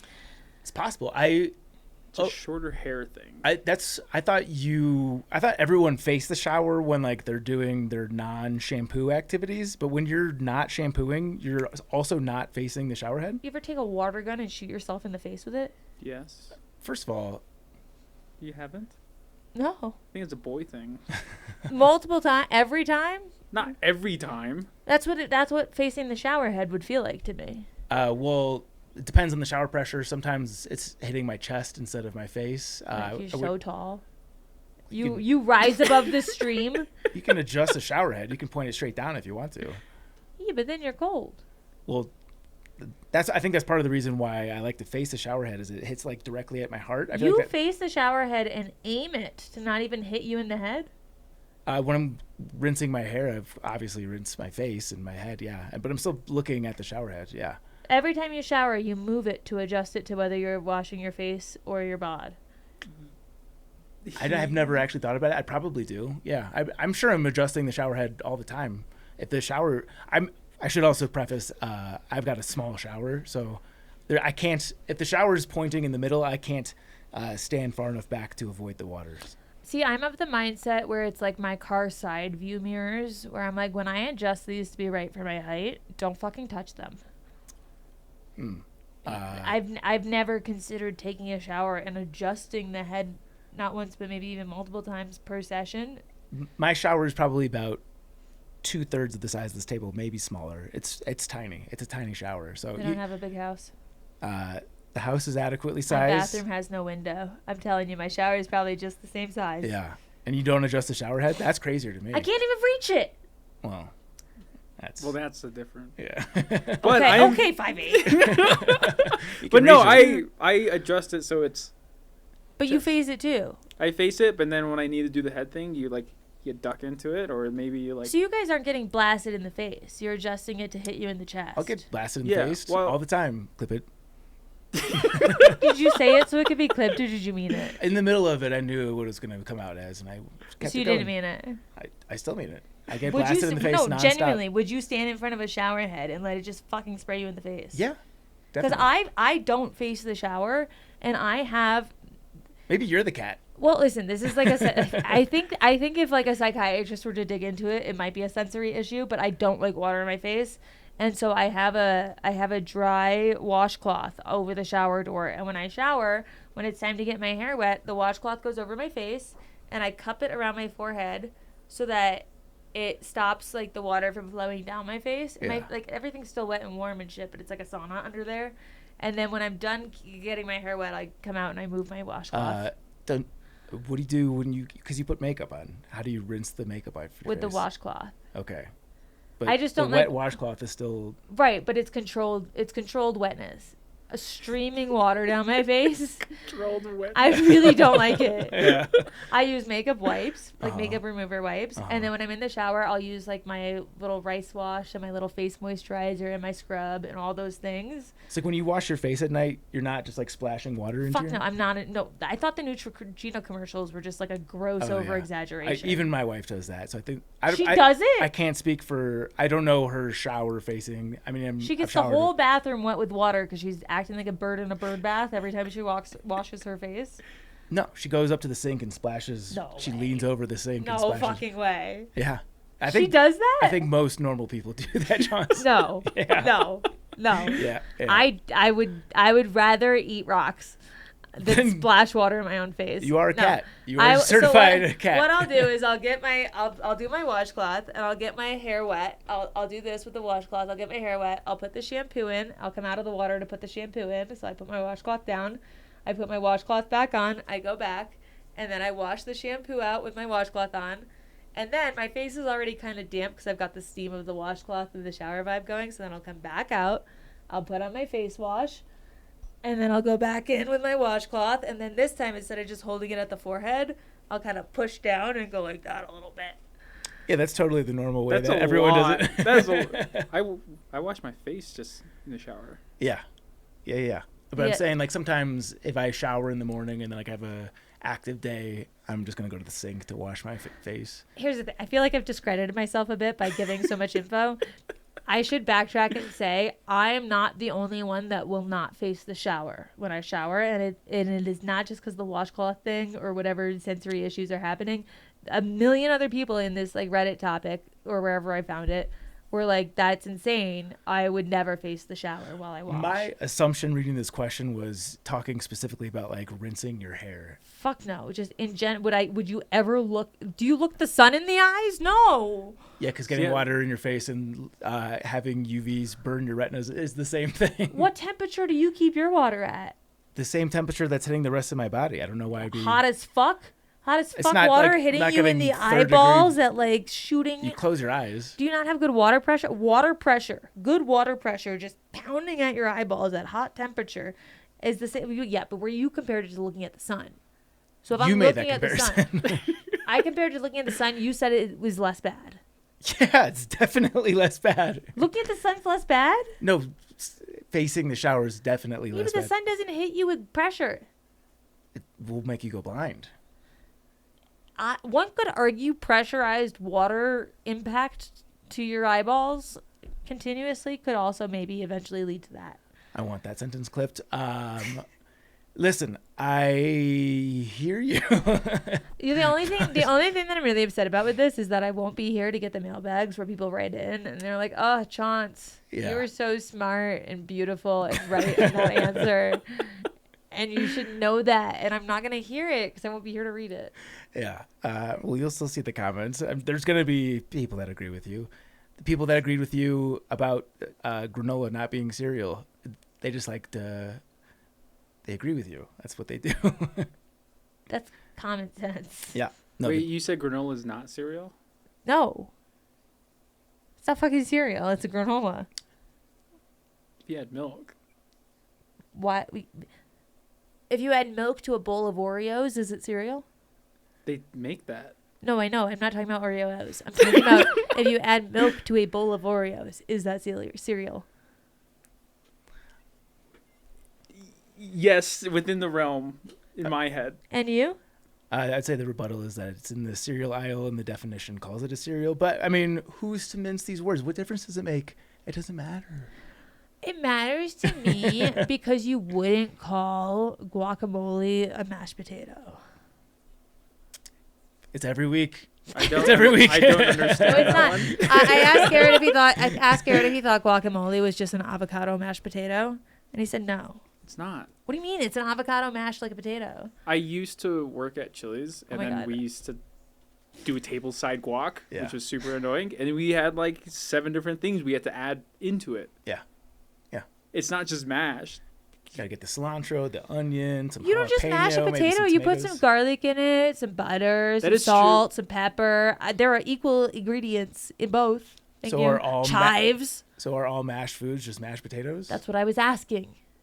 Or is That's why I applesauce asked if a mashed hot dog was potatoes? a taco. That's what I'm trying to figure out. It's closer to a taco than it is a sandwich. That's what I was saying. So yeah, no, you're so I'm curious to I learn. deal with this every week. This on my second eve of leaving.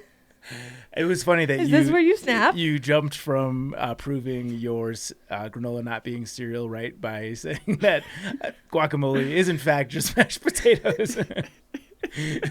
Ipso facto. I can see it. I don't know. Do you think you're going to laugh this much when I'm gone? I don't think you're going to laugh this much when I'm gone. The lols will definitely take a hit for sure. Yeah. Yeah.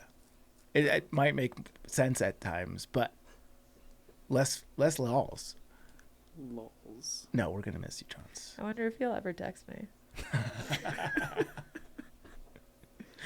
I hardly text my friends, so So that's a no.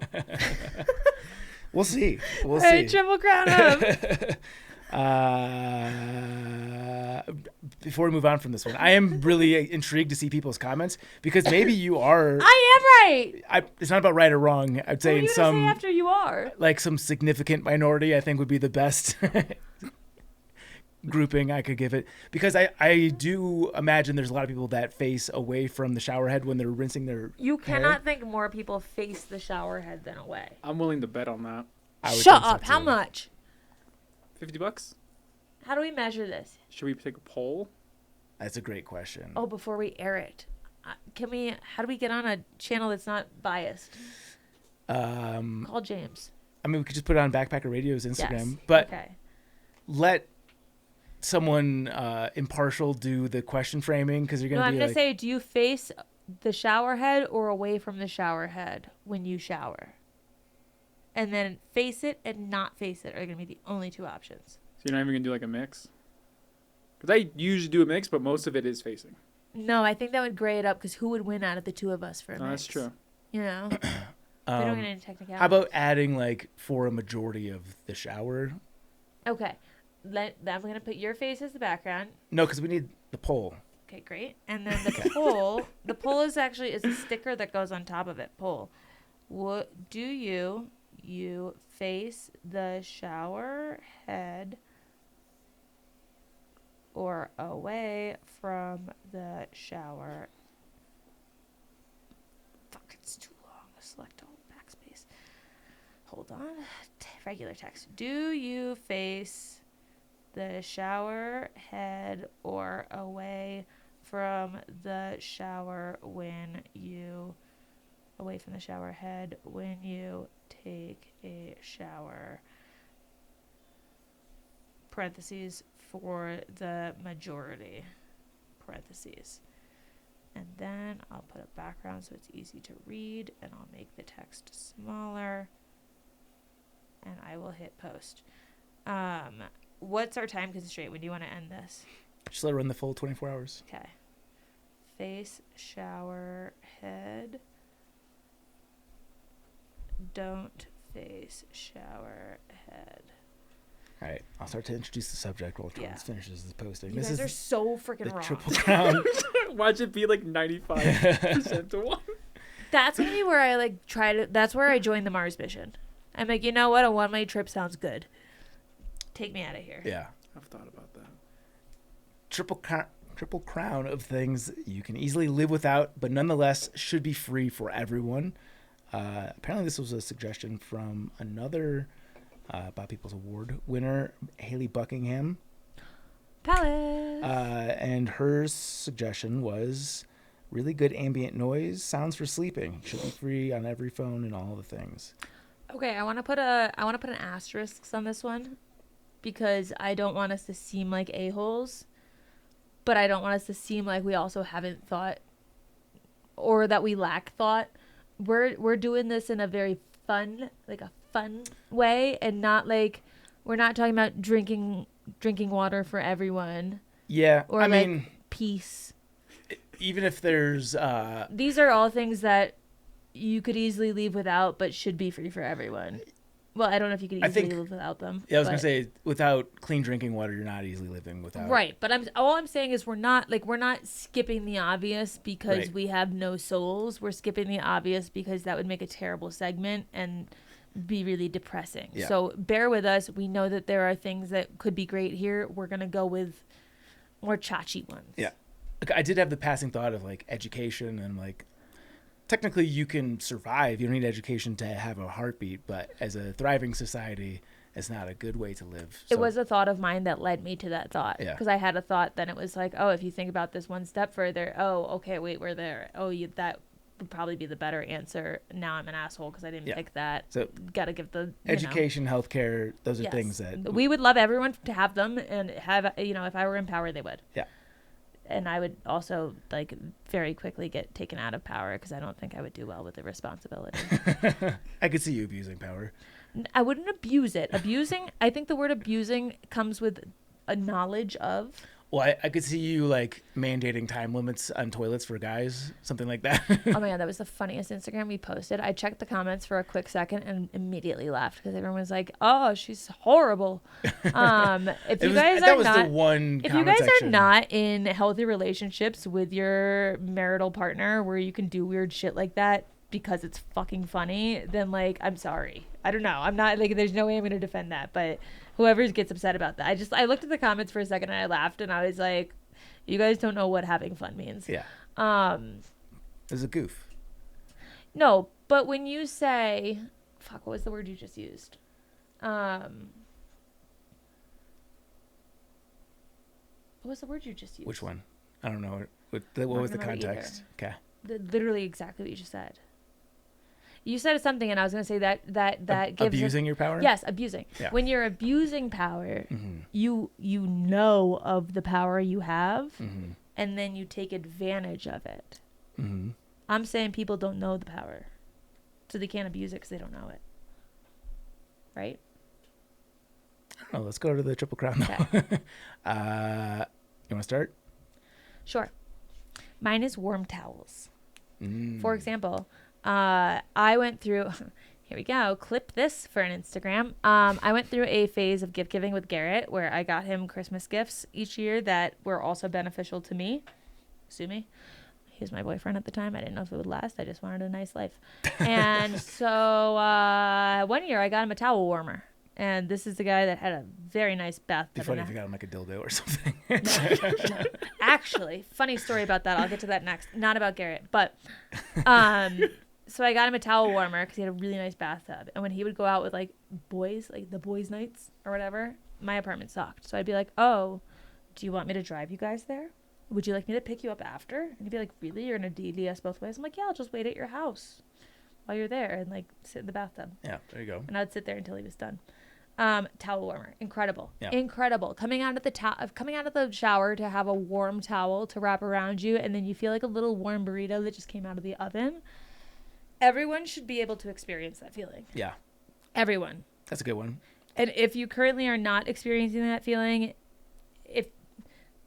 ask whoever gets you gifts for one, if you can't get one for yourself, and if that is also out of means.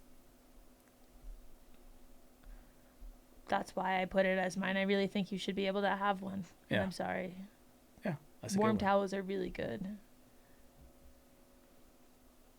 Do you want to pull out three? The premise the premise here is it's snake draft. So Chance goes, you go, I go twice, you go again, Chance goes. We do that for three.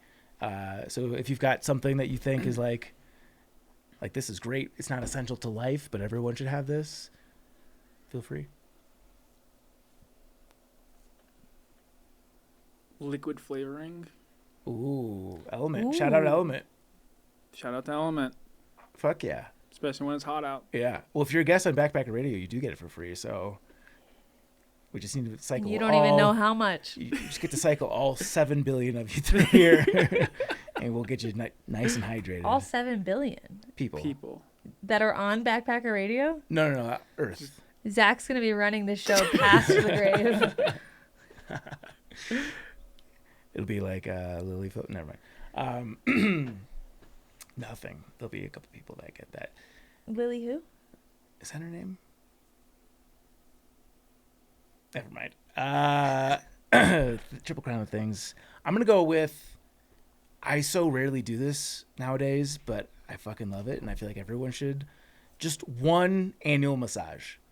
Nothing fucking turns your day around like a massage. Like a good 60-minute full body massage. You just come out of that feeling like the stress of the world has left my body. And everyone should get one. Tax subsidized to all the wonderful masseuses out there. That'd be a good thing for society. Yes, and if you really are a massage fan, and you are either not yet married and have a honeymoon coming up, or a person that goes on vacation, consider Thailand, because the massages are so cheap. And if you go during the monsoon season, a lot of the places, even not during it, but a lot of the places will do deals where you book a room and you get a free 2-hour massage with it. We had a massage at every place we went. It was fantastic. I love a massage. Massages are so good. Yeah. We've been trying to tone down our subscriptions. Yeah. I'm like that commercial for Rocket Money where I'm like, do you know how many subscriptions you have? Yeah. And Garrett's like, 5. Quickly. And I'm like, actually, that's fucking wrong. So all the checking poop people can hate me for this too. But I was like, listen, we should get subscriptions under X dollar amount. I think that would be like what I would consider reasonable. I don't know. No. But he's got a Hand and Stone subscription, which is a massage place. And so they give him credits every month. And every month he can go get a massage. Yeah. And he does. Yeah. And like he gets accoutrements. Yeah. And it's because he plays hockey and he's a goalie and he gets puck shot at him like all the time. Does and, that like, work across the He plays like twice a week. Will that work in North Carolina? I was really hoping we could cancel the subscription before we went, but I did Google it without telling him. It does look like they have one in Raleigh, so I think we'll end up keeping it. And it's good for him because he plays hockey, again, twice a week, and he's not a spring chicken, and so those hips hurt. But he's younger than you. Yeah, but I don't play hockey. What season of chicken are you? I'm a chicken that has not played hockey. My hips are fine. That doesn't. Spring chicken's referring to someone's age. Okay. Well, he's a cage. He's not free range. I don't know. What do you say? A pasture raised. Yeah. Okay. That's fine. Anyway, so he's got a massage subscription. Smart man. But he can only transfer me a massage once every 6 months. That's what he says. No, that's what they say. He's tried to do it more and they won't let him. I've been at the counter and they've been like, "Hey, you have to pay this amount." He paid them to say that. Yeah, okay. But yeah, so massages. Yeah. I agree. I wholeheartedly agree. Everyone should get one. Yeah. Treat yourself. Self-care is important. My next one is YouTube Premium. I have not seen an ad on YouTube in a year and a half, and I would say of all of the subscriptions I have, that might be the hardest one to get rid of, just because, like, think of all the random clips that you pull up. I watch, like, podcasts and shit on YouTube. I watch a lot of things on YouTube. YouTube's probably my most streamed thing, but even without it, especially when the kids were young, we used to put on, like, Blue's Clues and just everything that strips out the ads on YouTube. Can't you still find that stuff? What? Like, you can still find it on YouTube though, right? Without but it's no ads. Oh. Yeah, no pre-rolls, no mid-rolls. And that's especially valuable when you've got kids, because, like, typically we try to put on something educational, not like too high stimulation. There ain't no filter for that for the ads. The ads are you don't all want the emu teaching your kids. Yeah, that's all fucking batshit crazy and, like, louder and fast paced, and it just sucks. But even for adults, YouTube Premium is nice. Well, the thing that's very funny about that is, of the 8 million subscriptions we have, again, it's egregious. We have a lot, and it's mostly not my fault. Yes, we just said the same thing. I have a tab on my. I keep a finance tracker, and every 2 weeks we have a finance meeting. We update all our numbers because I'm a psychopath. Yeah. And he wants me to track it, and I'm like, if you're gonna stop checking your bank account and your mail when we get married, we need to do these 2 week check-ins, because if I fucking die, you need to know what's going on. Yeah, sure. You know.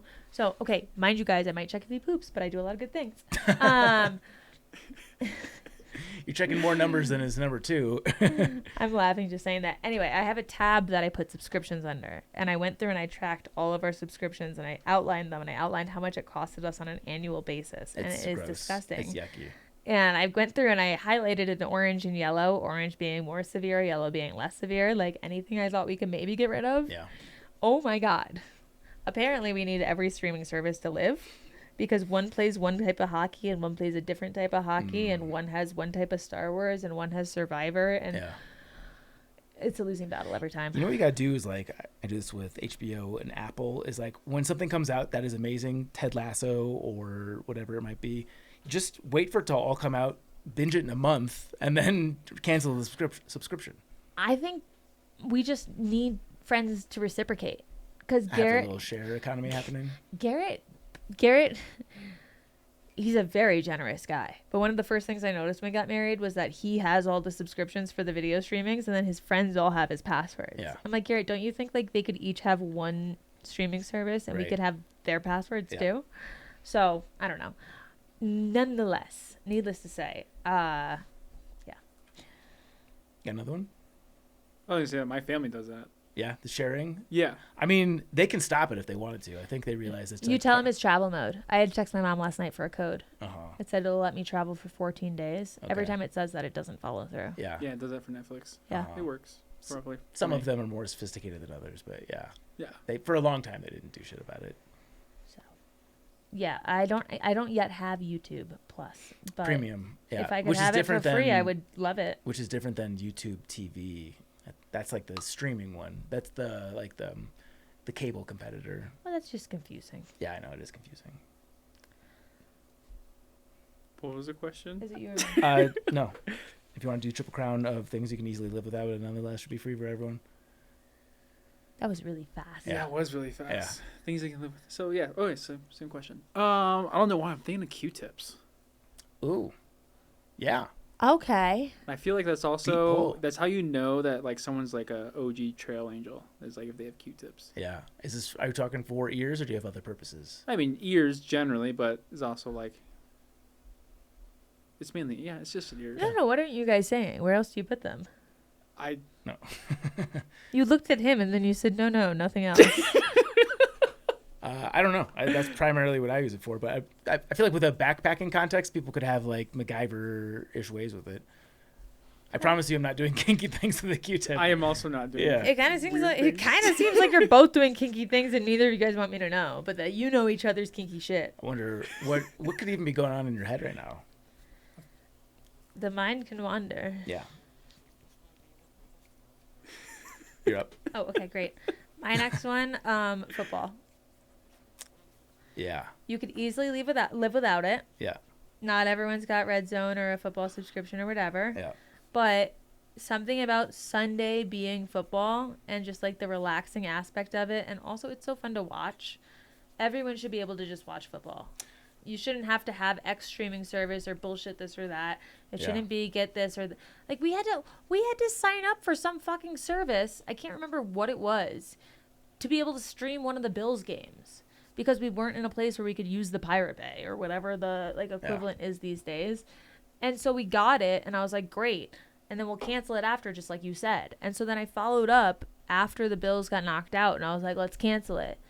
Oh no, it bills quarterly and you have to wait till the season ends. Yeah. Which I guess is how they get you. I've seen more places now like mandate an annual subscription. I think this is. And I don't even mean it just in terms of the streaming service. Why do we black out games? For example, if the Giants and Jets are playing or the Giants and who cares are playing, they'll block out the Bills because it's like, oh, a New York team's already playing and they're more popular. We do not have the same fan base.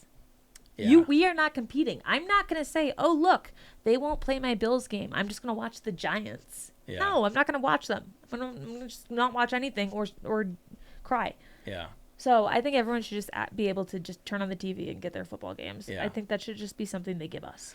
A semi caveat there is that technically you can get like an antenna feed for free, which includes CBS and But they Fox. black out games. They do. You don't get every game, but you'll get. But they black out games when someone else in your area/division is playing in your area/division. So when they block out the Bills games, it's not because there's something better on. Yeah.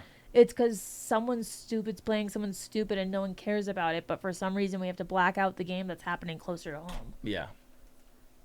Technically, you can get some football, but you don't get the. You don't get all of it. You Yeah. can't get all of No, it. I'm on board. I think that's a great one. Give us football. Yeah. You want it to be Or an give us American that. pastime. Just let us have it. Yeah.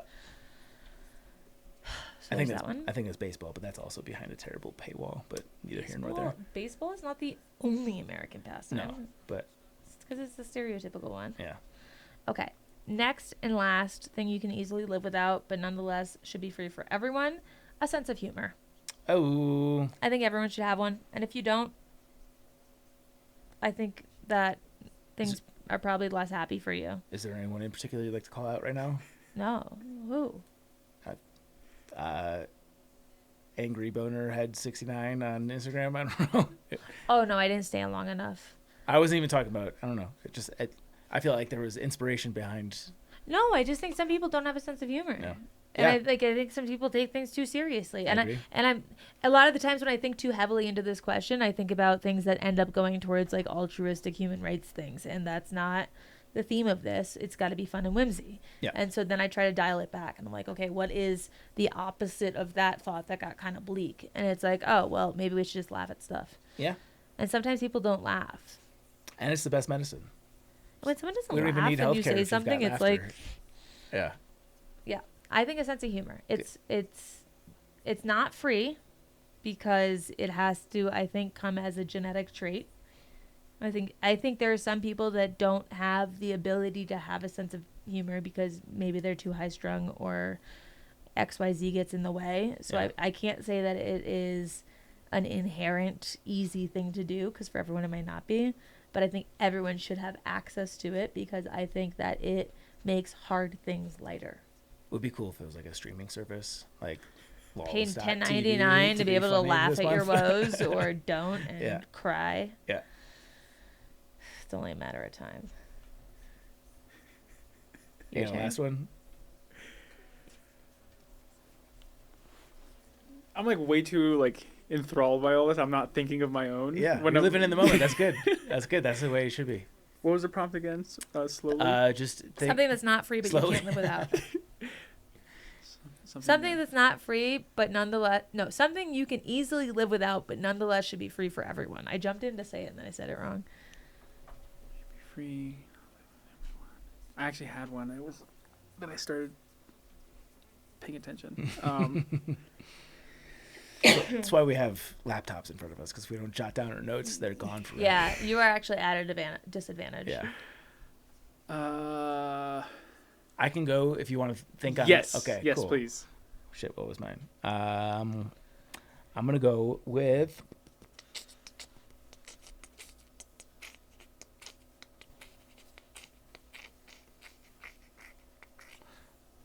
This is too similar to my first one.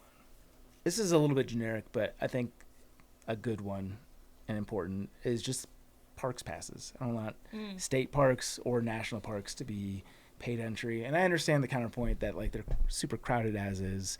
I just for public land, I don't like. Permits can be free. It can be, And money can be subsidized by the government. yeah, So the price of the park passes could be covered by the government and the permits could be free. yeah, You could still regulate foot traffic if it's too crowded without charging. yeah, I don't know. Just saying. yeah.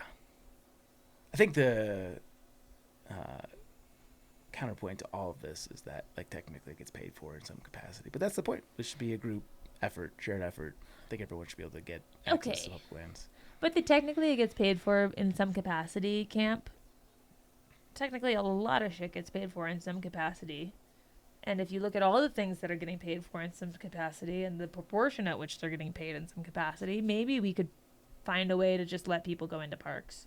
Yeah. In a reasonable quantity so that we don't overrun them with free permits. And maybe if we put money towards other things in other quantities, perhaps you could find a way to make that manageable without stifling other things. And I think if we could defund everything we did, we could probably figure that one out, but who knows. Oh, she's Got getting your last one? spicy because she's about to leave. Dropping bombs. She doesn't Actually, care. never We should really have a sound effect for Chance bombs. I actually never really thought about that because natives get into places for free. Yeah, but That's- you've got your whole slew of other shit that you get fucked on. I mean, that's true. I mean, I was very privileged in Yeah, like, getting a good education and but I don't. having opportunity. But no, Yes, no, in general, I'm saying. no, I Not an easy It- path. extended Extreme. family. I see If that's it. the least we could Yeah. do. Yeah, but yeah. We're in a deep karmic debt. Right, like But anyone planning on doing the PCT, if you're Native American, you don't technically need a permit. Oh, Really? sick. Yeah. It's just the PCT or any of the trails? Well, I don't think. Do you need a permit for the AT or the CAT? I guess that's true. You need a permit for the CDT for the Rocky. But what about like trails that need permits, like the JMT or the 4-Pass Loop in Aspen, or like any trail that needs a permit in the U.S.? Do you not need the permit? JMT, I know for a fact that you don't need one for if you're Native. What about like Grand Canyon? Don't need one. Got them for free. Hell yeah. Do you have like an ID that you show that shows that you're Native, like when they ask for your permit? Yeah. So we have a CIB, Certificate of Indian Blood. You have it on you? No, I have a Can I have I it. see it? I have. Oh, they have to charge you for those elements. I have it saved on my phone. But with Grand Canyon, they see enough natives that they're like, oh yeah, you can just come on in. I've just never heard of a CIB. Yeah, it's let's see, it's my download list. We did kind of skip over that whole conversation we could have had around being Yeah. Native in America. I would love to have it if you wanted to have it. I was attempting a little bit in the beginning, but I guess I couldn't. I could have asked it more directly. Yeah, no, I mean, hold on. I know we have it somewhere. I haven't had it presented in a while. Yeah. That's okay. I do want to see it, but I'll yada yada with Zach while you look, so I'll buy you some time. Hi.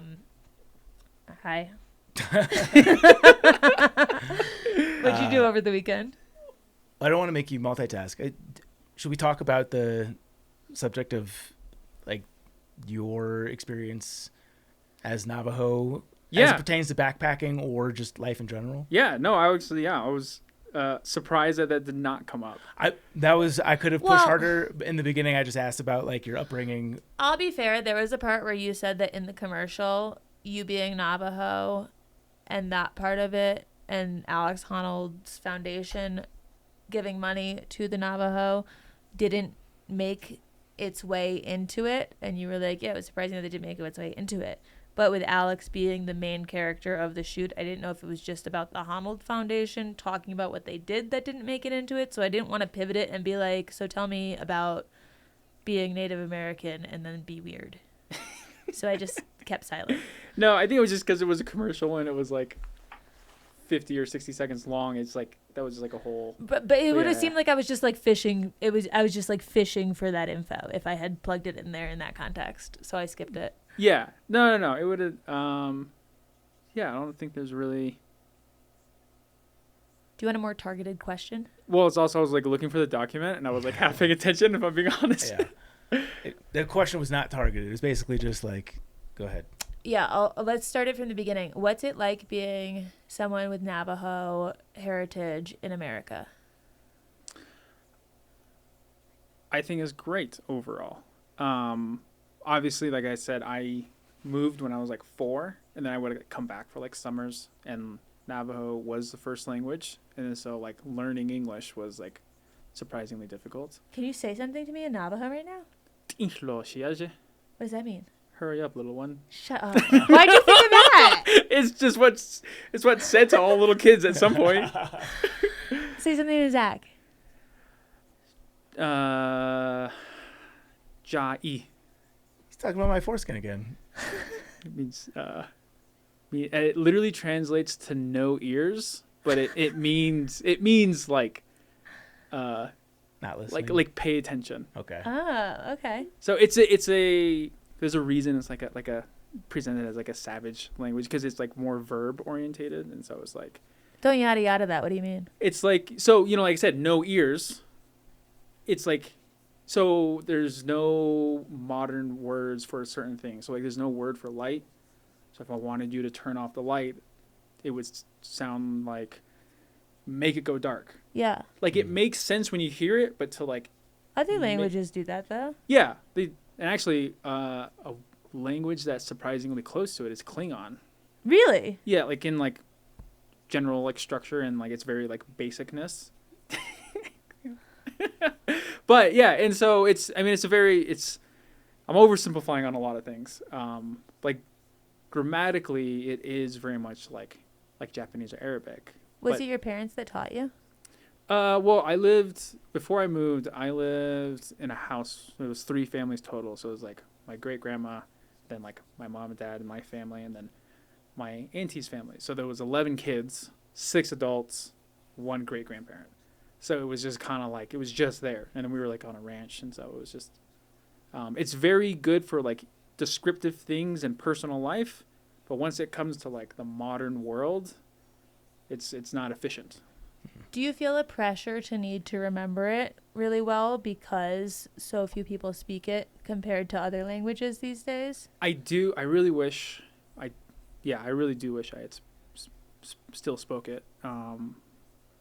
Because there were some grandparents who did not speak English, or they spoke very poor English, and so it was just communicating with that. Luckily, Navajo is the largest Native American tribe in the entire world.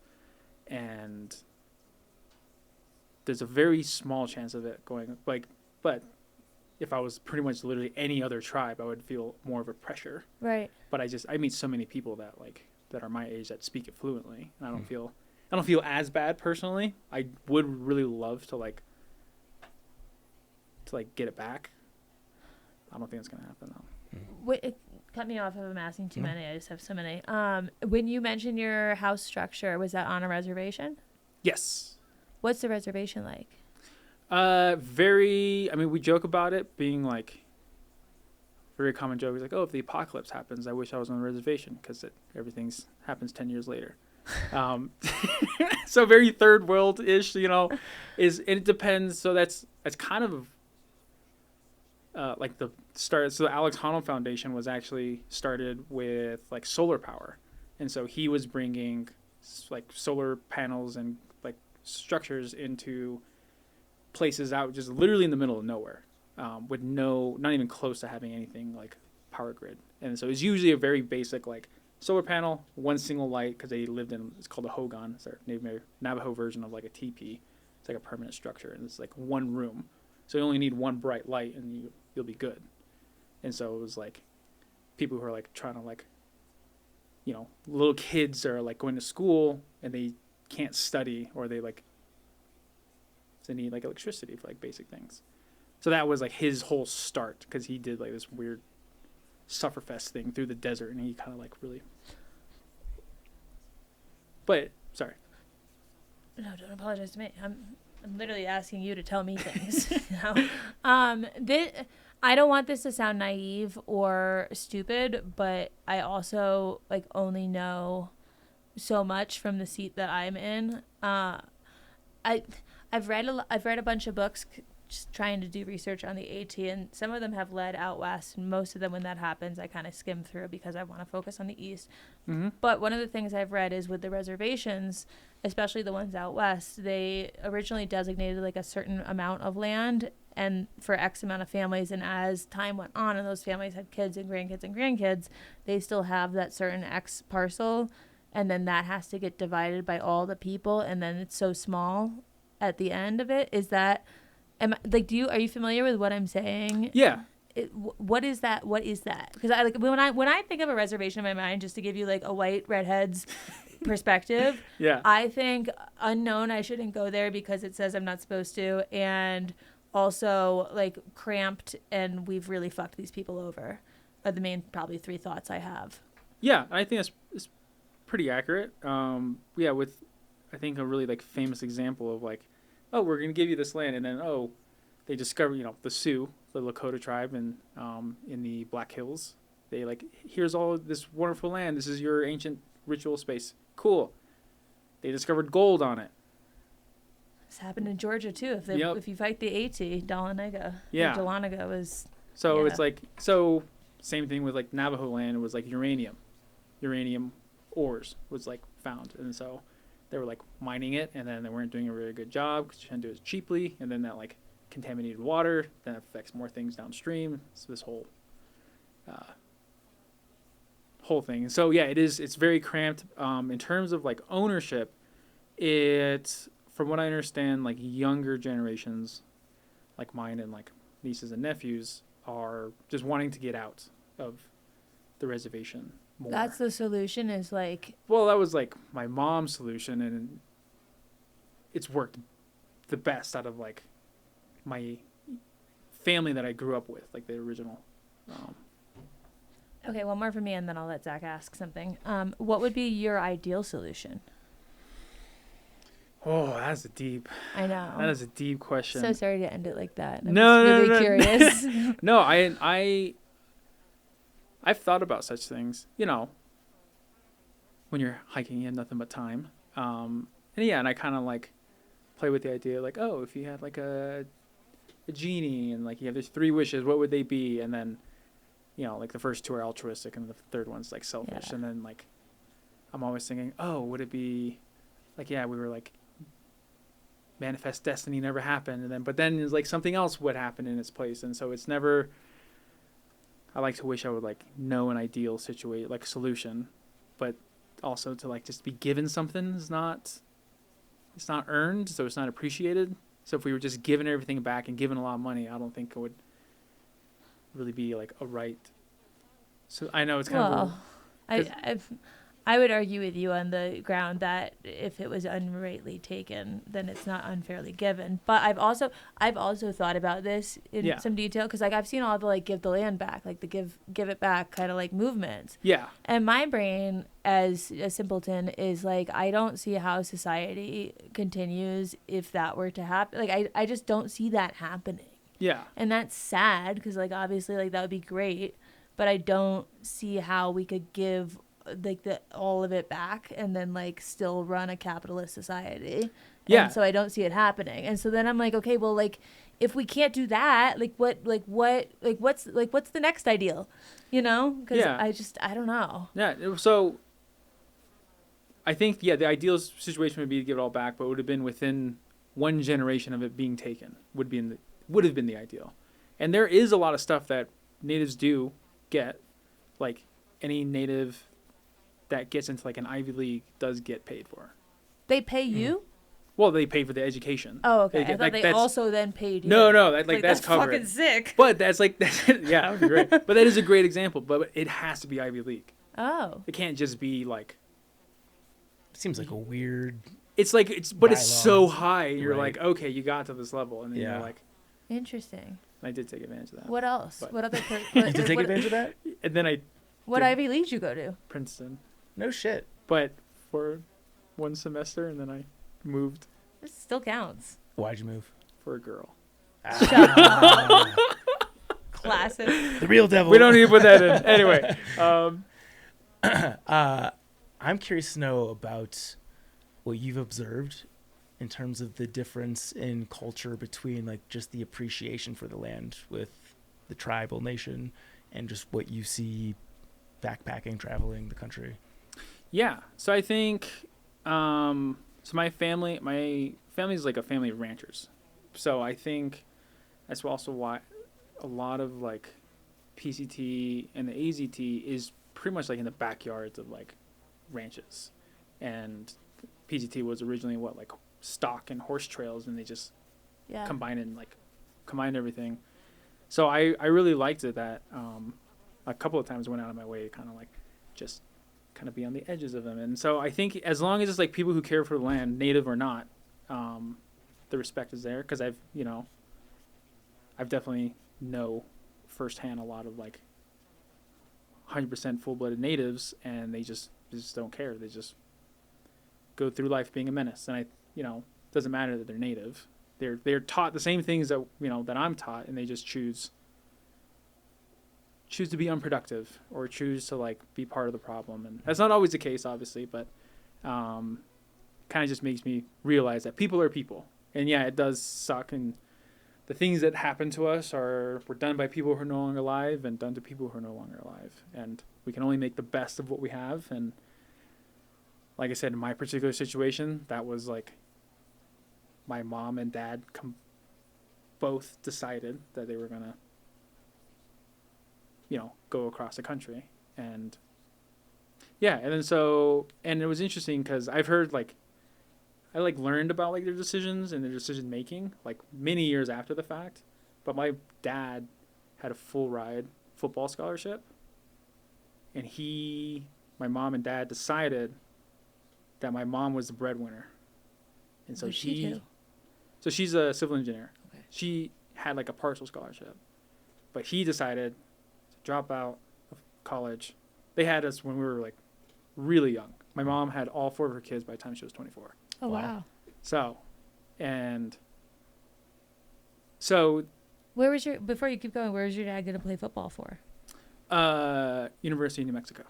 Cool. Hmm. And then, but yeah, that's a whole Yeah. thing. But yeah, so when I like kind of like tell this story and people were like, oh yeah, your mom was so good, independent. I was like, no, it was like a joint decision. Grandparents helped with like money when they could. And so it was like a really big, when you kind of like look back at it, it's like, oh yeah, she did this. And everyone had their roles to play, but yeah, his was like to give up his dream and then to like provide for us by becoming a carpenter. Was it hard for them to leave the reservation?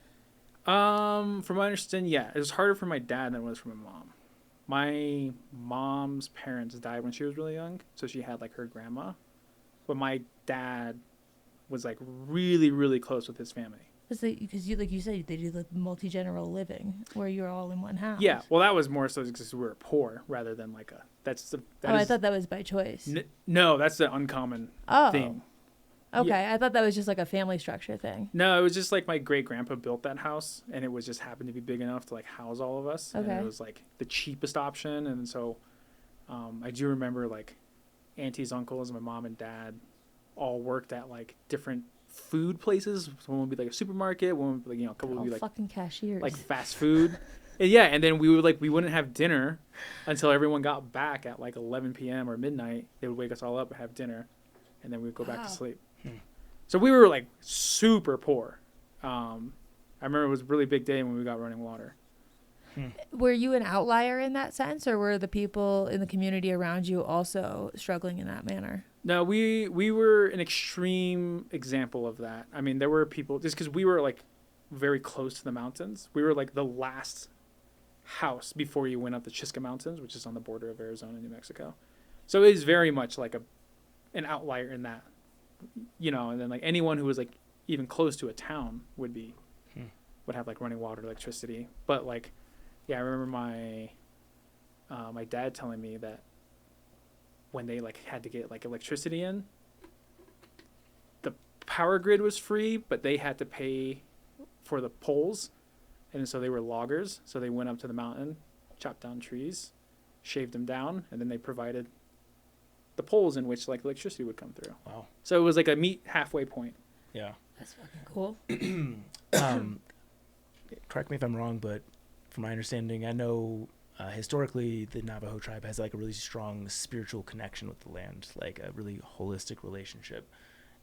Is that still present in the tribe that you grew up in? And like, I know you mentioned that like some people aren't respectful of the land, but like how present is that at large?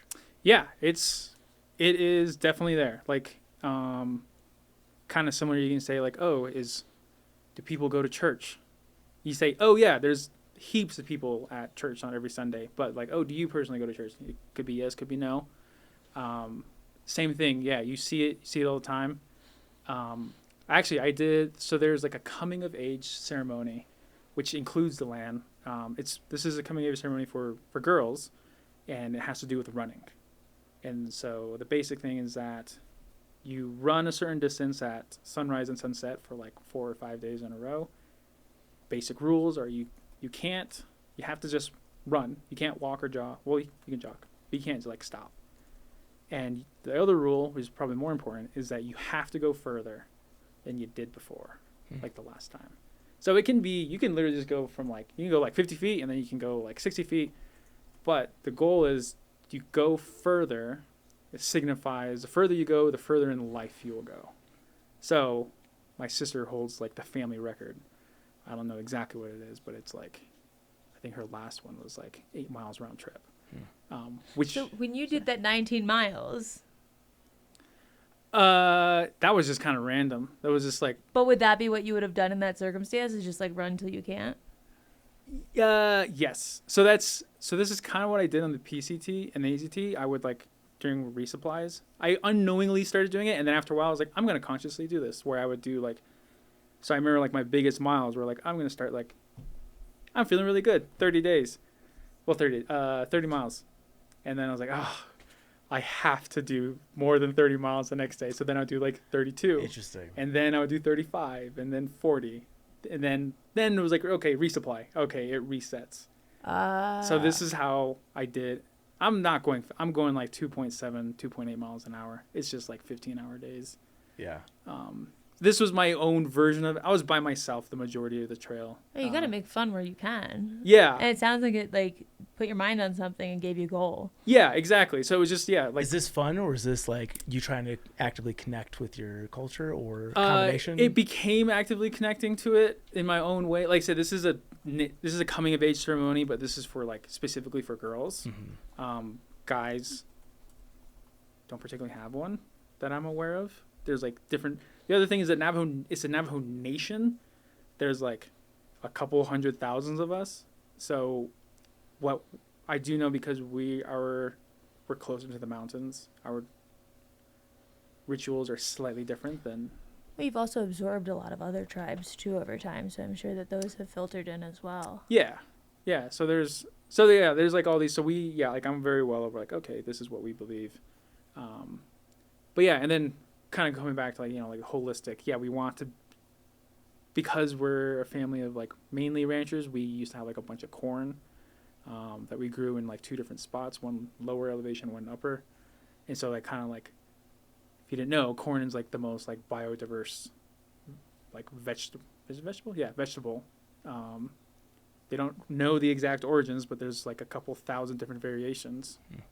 But it can grow at like in almost any condition, as long as you have like the correct corn.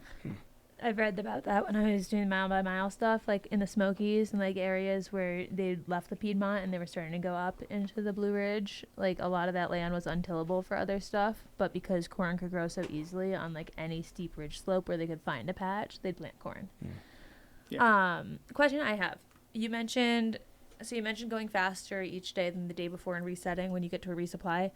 Are there other, and I don't know necessarily how to word this, but any like ceremony or ritual type things that are specific to you being Navajo that you either practice or observe or put into some sort of thing you do on trail? There's things I do. It's more so like unfortunately I'm not like a true practitioner, just because I've seen the spirituality of Navajo and then like the Catholicism of our conquerors, and they get mixed. So at my local church, there's a Native American Jesus with hogans in the background painted. So it's like by combining the two of them, you end up with neither. And so I was very aware of this, and I did go to like Bible camp, and my family is very like Catholic.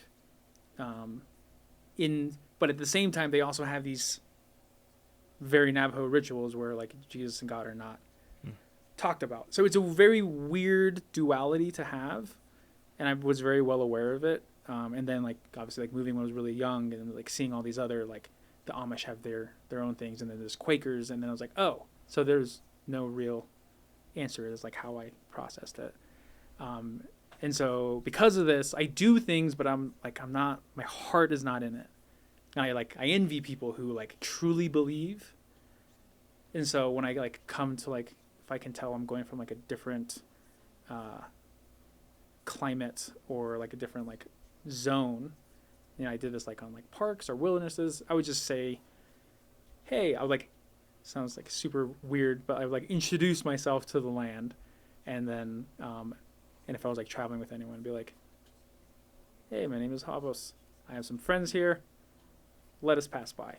Like super basic, and it's not like a ritual. It's literally, and and I say it out loud, even though you're not necessarily supposed to. Kind of like same with like praying. You like supposed to like be inner.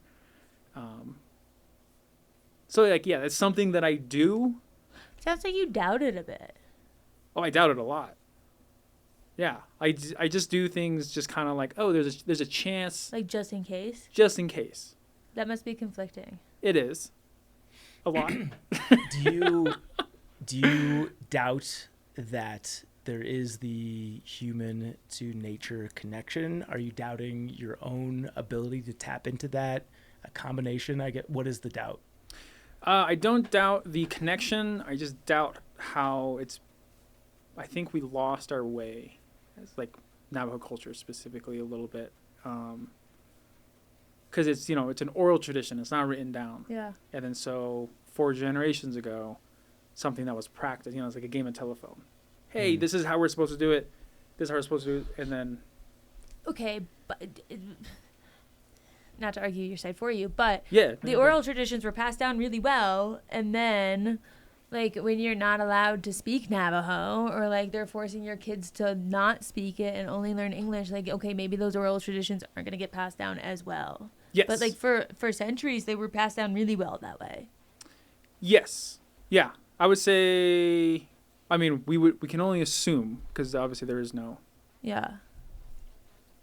Yeah, I would assume that is generally correct. But I don't know either. The reading Yeah. I've done has said that, like, at least in the interactions of the people I've read about that have interacted with Native tribes in their stories, there's never been an issue of Native tribes remembering their pasts.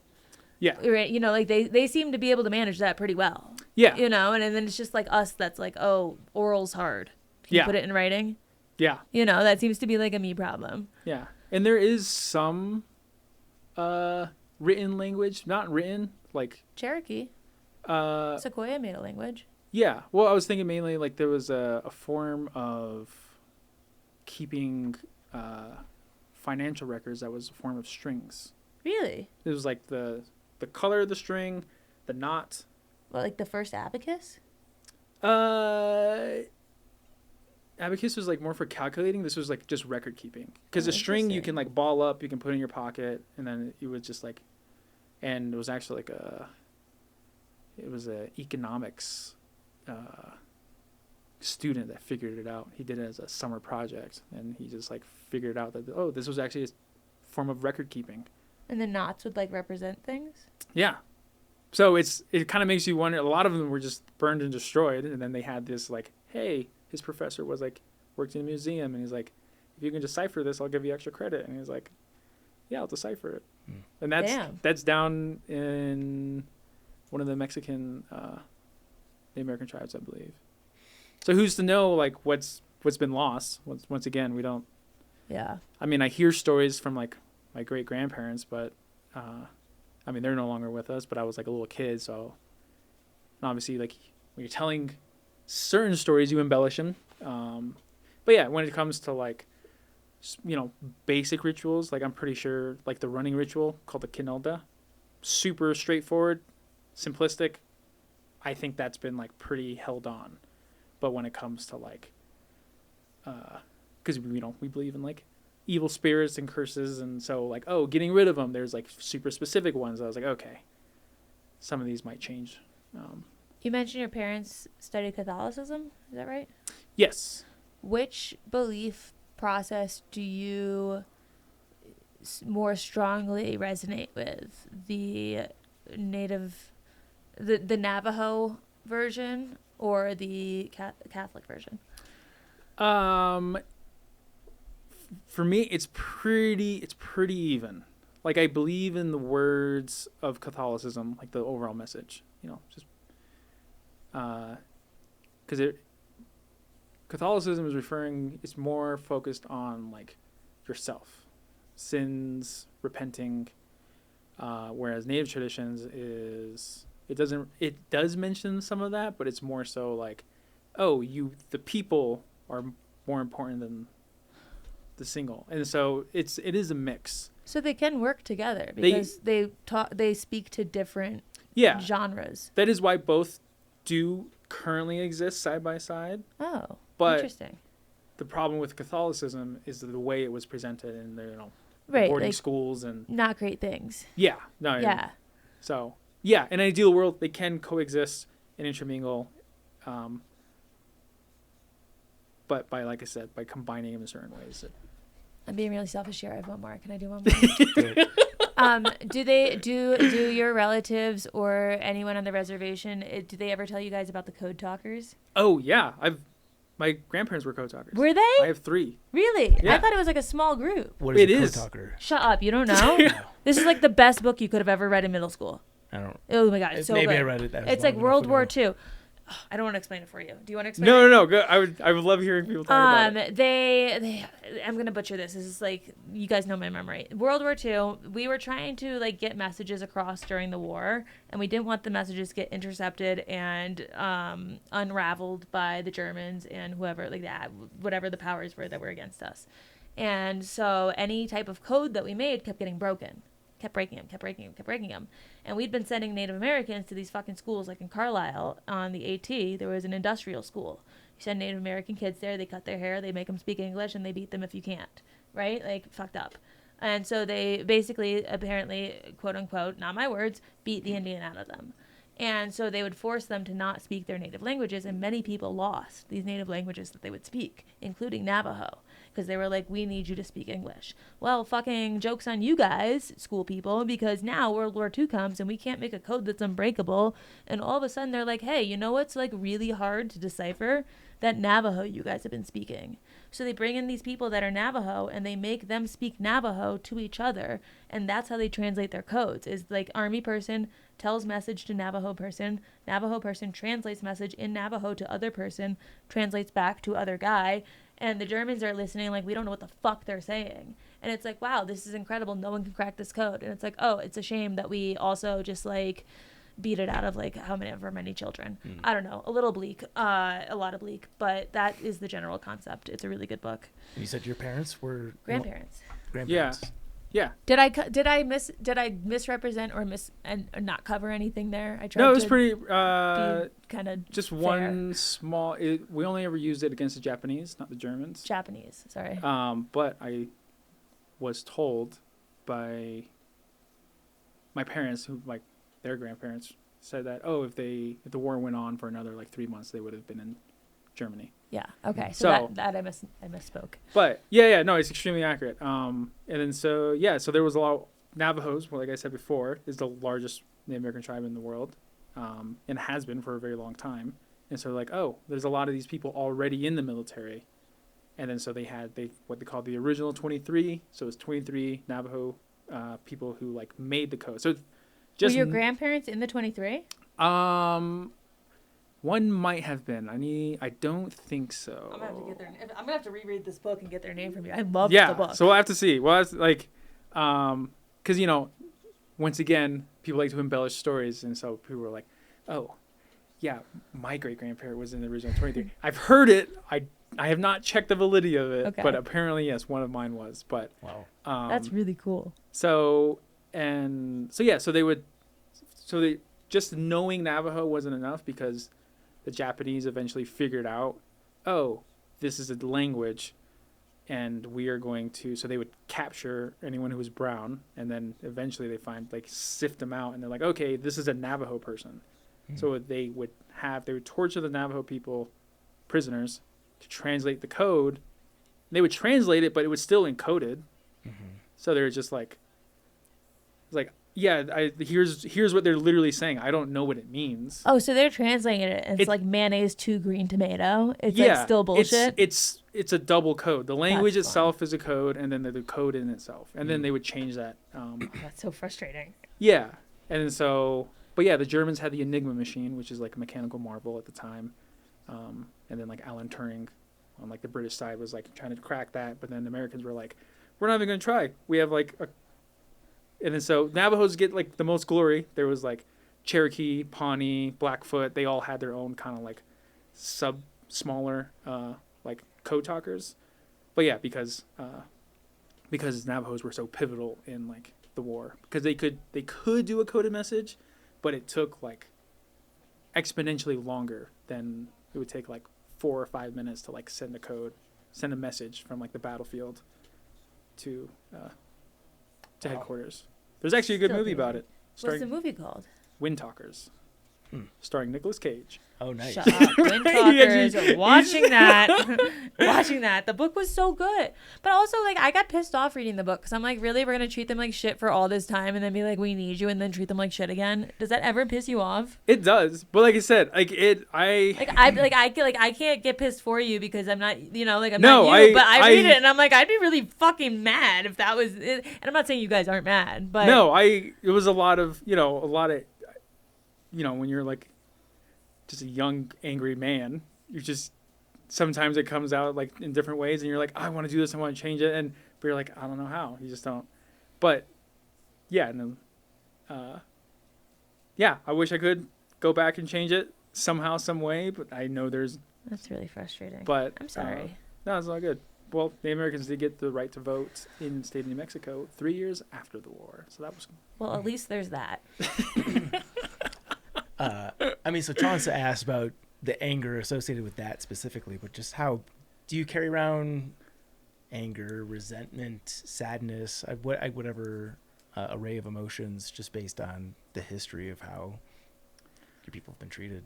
I used to a lot more, and then, this is gonna be really blunt. I realized just like it's pointless unless I like try to do something about it. So I have like a lot of family that's in politics. That's like mainly like Native Americans have their Navajo Nation has its own government system, and then there's like the New Mexico state has their own government system, and they also work together. And so I have a lot of family that's in said. So like they're like state senators, and they're actively like trying to do what I, maybe in a different life had wished I had like pursued instead of just really long hikes into my bucket list of things I want to do. And but yeah, I think it's just it's weird. I wish I was more angry about it. Do you carry any guilt about that? Sometimes, but then not to like crap on my like brothers, but they are not traveling. They are within the bounds of like a way to help, and they're just living their lives. They're not helping, but they're not like being a menace either. And I was like, oh, that could have just been me. And totally to my own horn, I am smarter than them, so I had better opportunities to like make, I went to Princeton. Excuse me. Well, yeah, because I went to Princeton originally for law, but that was like not my dream. It was like pushed upon me. And then I was like, so you weren't leaving just for a girl? You were leaving because your heart wasn't in it? Yeah, and then I definitely would have stayed if it wasn't a girl. You're sounding very Rory Gilmore right here. When she drops out of Yale, do you watch Gilmore Girls? Yeah, one of my favorite jokes is like, oh, I never cry unless I'm like, no, like sometimes you yawn, and then you tear up, and you're like, are you crying? And I was like, I just watched the season finale of Gilmore Girls. That's funny. Okay, well that was like not I don't want to say it was fun to do that bonus segment because I don't think it was like a very fun topic, but I think it adds some good context to the meat. Yeah, I might actually cut that back into the interview. I was thinking that as that happened. Yeah, I think that should be cut back in. It's an endless. Sure. But I also once met Emma Watson, who loved that I was Native American and that I could You speak met French. her? Yeah. Shut up. Well, I was at Princeton and she was at Brown, and I went to a party and she was there. And you went to a party with Emma Watson? Well, it wasn't like just us. It was like, but it was like, I guarantee she doesn't remember it. No, I get what you mean. That's my dream. I'm in love with her. She's incredible. She is. She's so put together. I agree. Oh. How was she? Very lovely. And exactly how I would expect her. Yeah, obviously very educated. Semi didn't want to be there. I also didn't want to be there, which I think is why we like. And then she speaks fluent French, and then she's like, I was like, the girl I was there with was French, like 100%. And so I was like learning a lot of French, and so we were like speaking very basic French. And she's like, you're a Native American who speaks French. And then we started talking about the French-Indian War, and then it was like this whole... Wow. I could see how you'd get from one to the other. Yeah, it was, and then it was like halfway through the conversation, I was like, you're Hermione. Wait, that was with her? That she was like, wait, you speak French and you're Native American, the French and Indian War? Yeah. Shut up. Oh Yeah. So it was like, yeah. I'm starstruck. You don't, Gavin Garrett. Oh my God. I'm becoming old. Zach doesn't watch Harry Potter. So he doesn't. I know who Emma Watson is, but yeah, I've never seen Harry Potter. I know that she's hot. That's good. This is also like Pretty Woman, which is Yeah. I haven't seen book the remake. and then yeah. The live action Beauty and the Beast. Actually, I haven't seen that one. Oh, it's good. Yeah. I saw the original Pretty Woman. Perks of Being a Wallflower. Nope. Oh yeah, her American accent in that's really good. The only movie I've seen her in is This Is the End. The Bling Ring. The Bling Ring. She was in The Bling Ring. Yeah. That is it. Look at me, a wealth of knowledge. Yeah, look at that. Emma Watson. It's getting late. I don't even know if I want to do my Sunday review Do you anymore. want to tell me about it, or? We'll save it for the next episode. Yeah. Great. I don't have have a any lot left. of Sunday. I know. stuff tested. I was like, Yeah, we're gonna fly. Actually, I already swapped out the mailbag because the mailbag was super long. So yeah, Chance just gets to read nice things about herself right now. Oh, Great. We're not. Oh, mailbag. Okay, mailbag. Fuck AI. Data centers are sucking up water and power and leaving small rural towns in worse shape than they started. From S. I think these are Patreon comments. Yeah, I don't disagree. Yeah. Oh, are they all? Okay, those are all the mailbags. Got it. Alex Kindle says Viva la chance. Parentheses from Rachel after her departure was announced. And then he says, not sad for the last one of these, TBH. And then he said, okay, saved by the Triple Crown for sure. That was a comment on the You versus Jabba episode. Yeah. Good. Yeah. And the 5-star review, sir. Kind of a mishmash of mailbags there. But yeah, you guys can leave us a comment on Patreon and we'll read those as well. Yep. Apparently. I like that. And now for something more literate. This is the 5-star review. This is Sam is usually right. Subject is CCCC. And the comment is CCCC. Thank you. I think maybe they're testing that we'll read anything, and Or having a stroke. either way, thank you for your C's. Yep. All 8 of them. If you guys want to hear your review read on this podcast, head on over to Apple Podcasts and leave us any number of stars. Oh, I thought you were going to say any number of C's. Any And number I of could have C's. just said not 1, 2, Sail 3, or the 4. 8 C's. Shout out to today's title sponsor. That is Element. Drink LMNT.com/trek for a free sample pack with your order. Element is great. The sparkling waters are very good. Chance and I are both currently obsessed with the pink lemonade, Can't the get regular enough of it. lemonade. They have the lemonade iced tea now, which has caffeine in it. Still fucking vibing hard on the lime, grapefruit. Just Element is the best. Moral of the story. You're really going home with a slaps. lot of Element too. yes, I'm very excited about that. Yeah. And use our URL, drinklmnt.com/trek for a free sample pack with your order. Super big thank you to our Bob Peoples Award winners on Patreon, Alex and Misty with Navigators Crafting, Alex Kindle, Andrew, Austin McDaniel, Bill Jensen, R.I.P. Brad and Blair from 13 Adventures, Brent Mullins, A.K. Cruzy, Brian Alsop, Fables.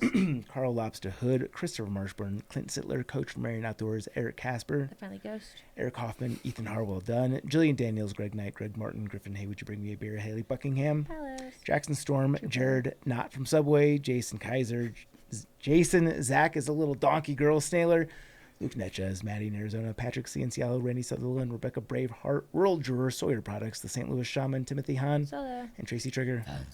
Thanks to our guy, Paulie at Old Man Murph's Coffee Roasters. Go to ommcr.com and get yourself some delicious beans. You can follow us on social at Backpacker Radio on Instagram and TikTok, Threads, Facebook. We're all the places. Subscribe and follow us on Apple Podcasts, Spotify, or wherever you listen to podcasts. Follow us on YouTube. Hi, Internet. Is the video still going? It is. Red light's on. We're testing the upper limits of the new camera. Oh, it's plugged in. There's no reason to turn off. It died recently. Wall plugged in? Yeah. That's a problem. I think it was plugged directly into the USB on the wall strip, which doesn't charge as fast. That's like not as much charges. Yeah. So we're learning. And that is it for today's shoe. Thank you so much for listening, and happy hiking. Bye. Wait, no, don't go back into it. I have to pee again. My bladder's so small. I'm on my 3rd beer.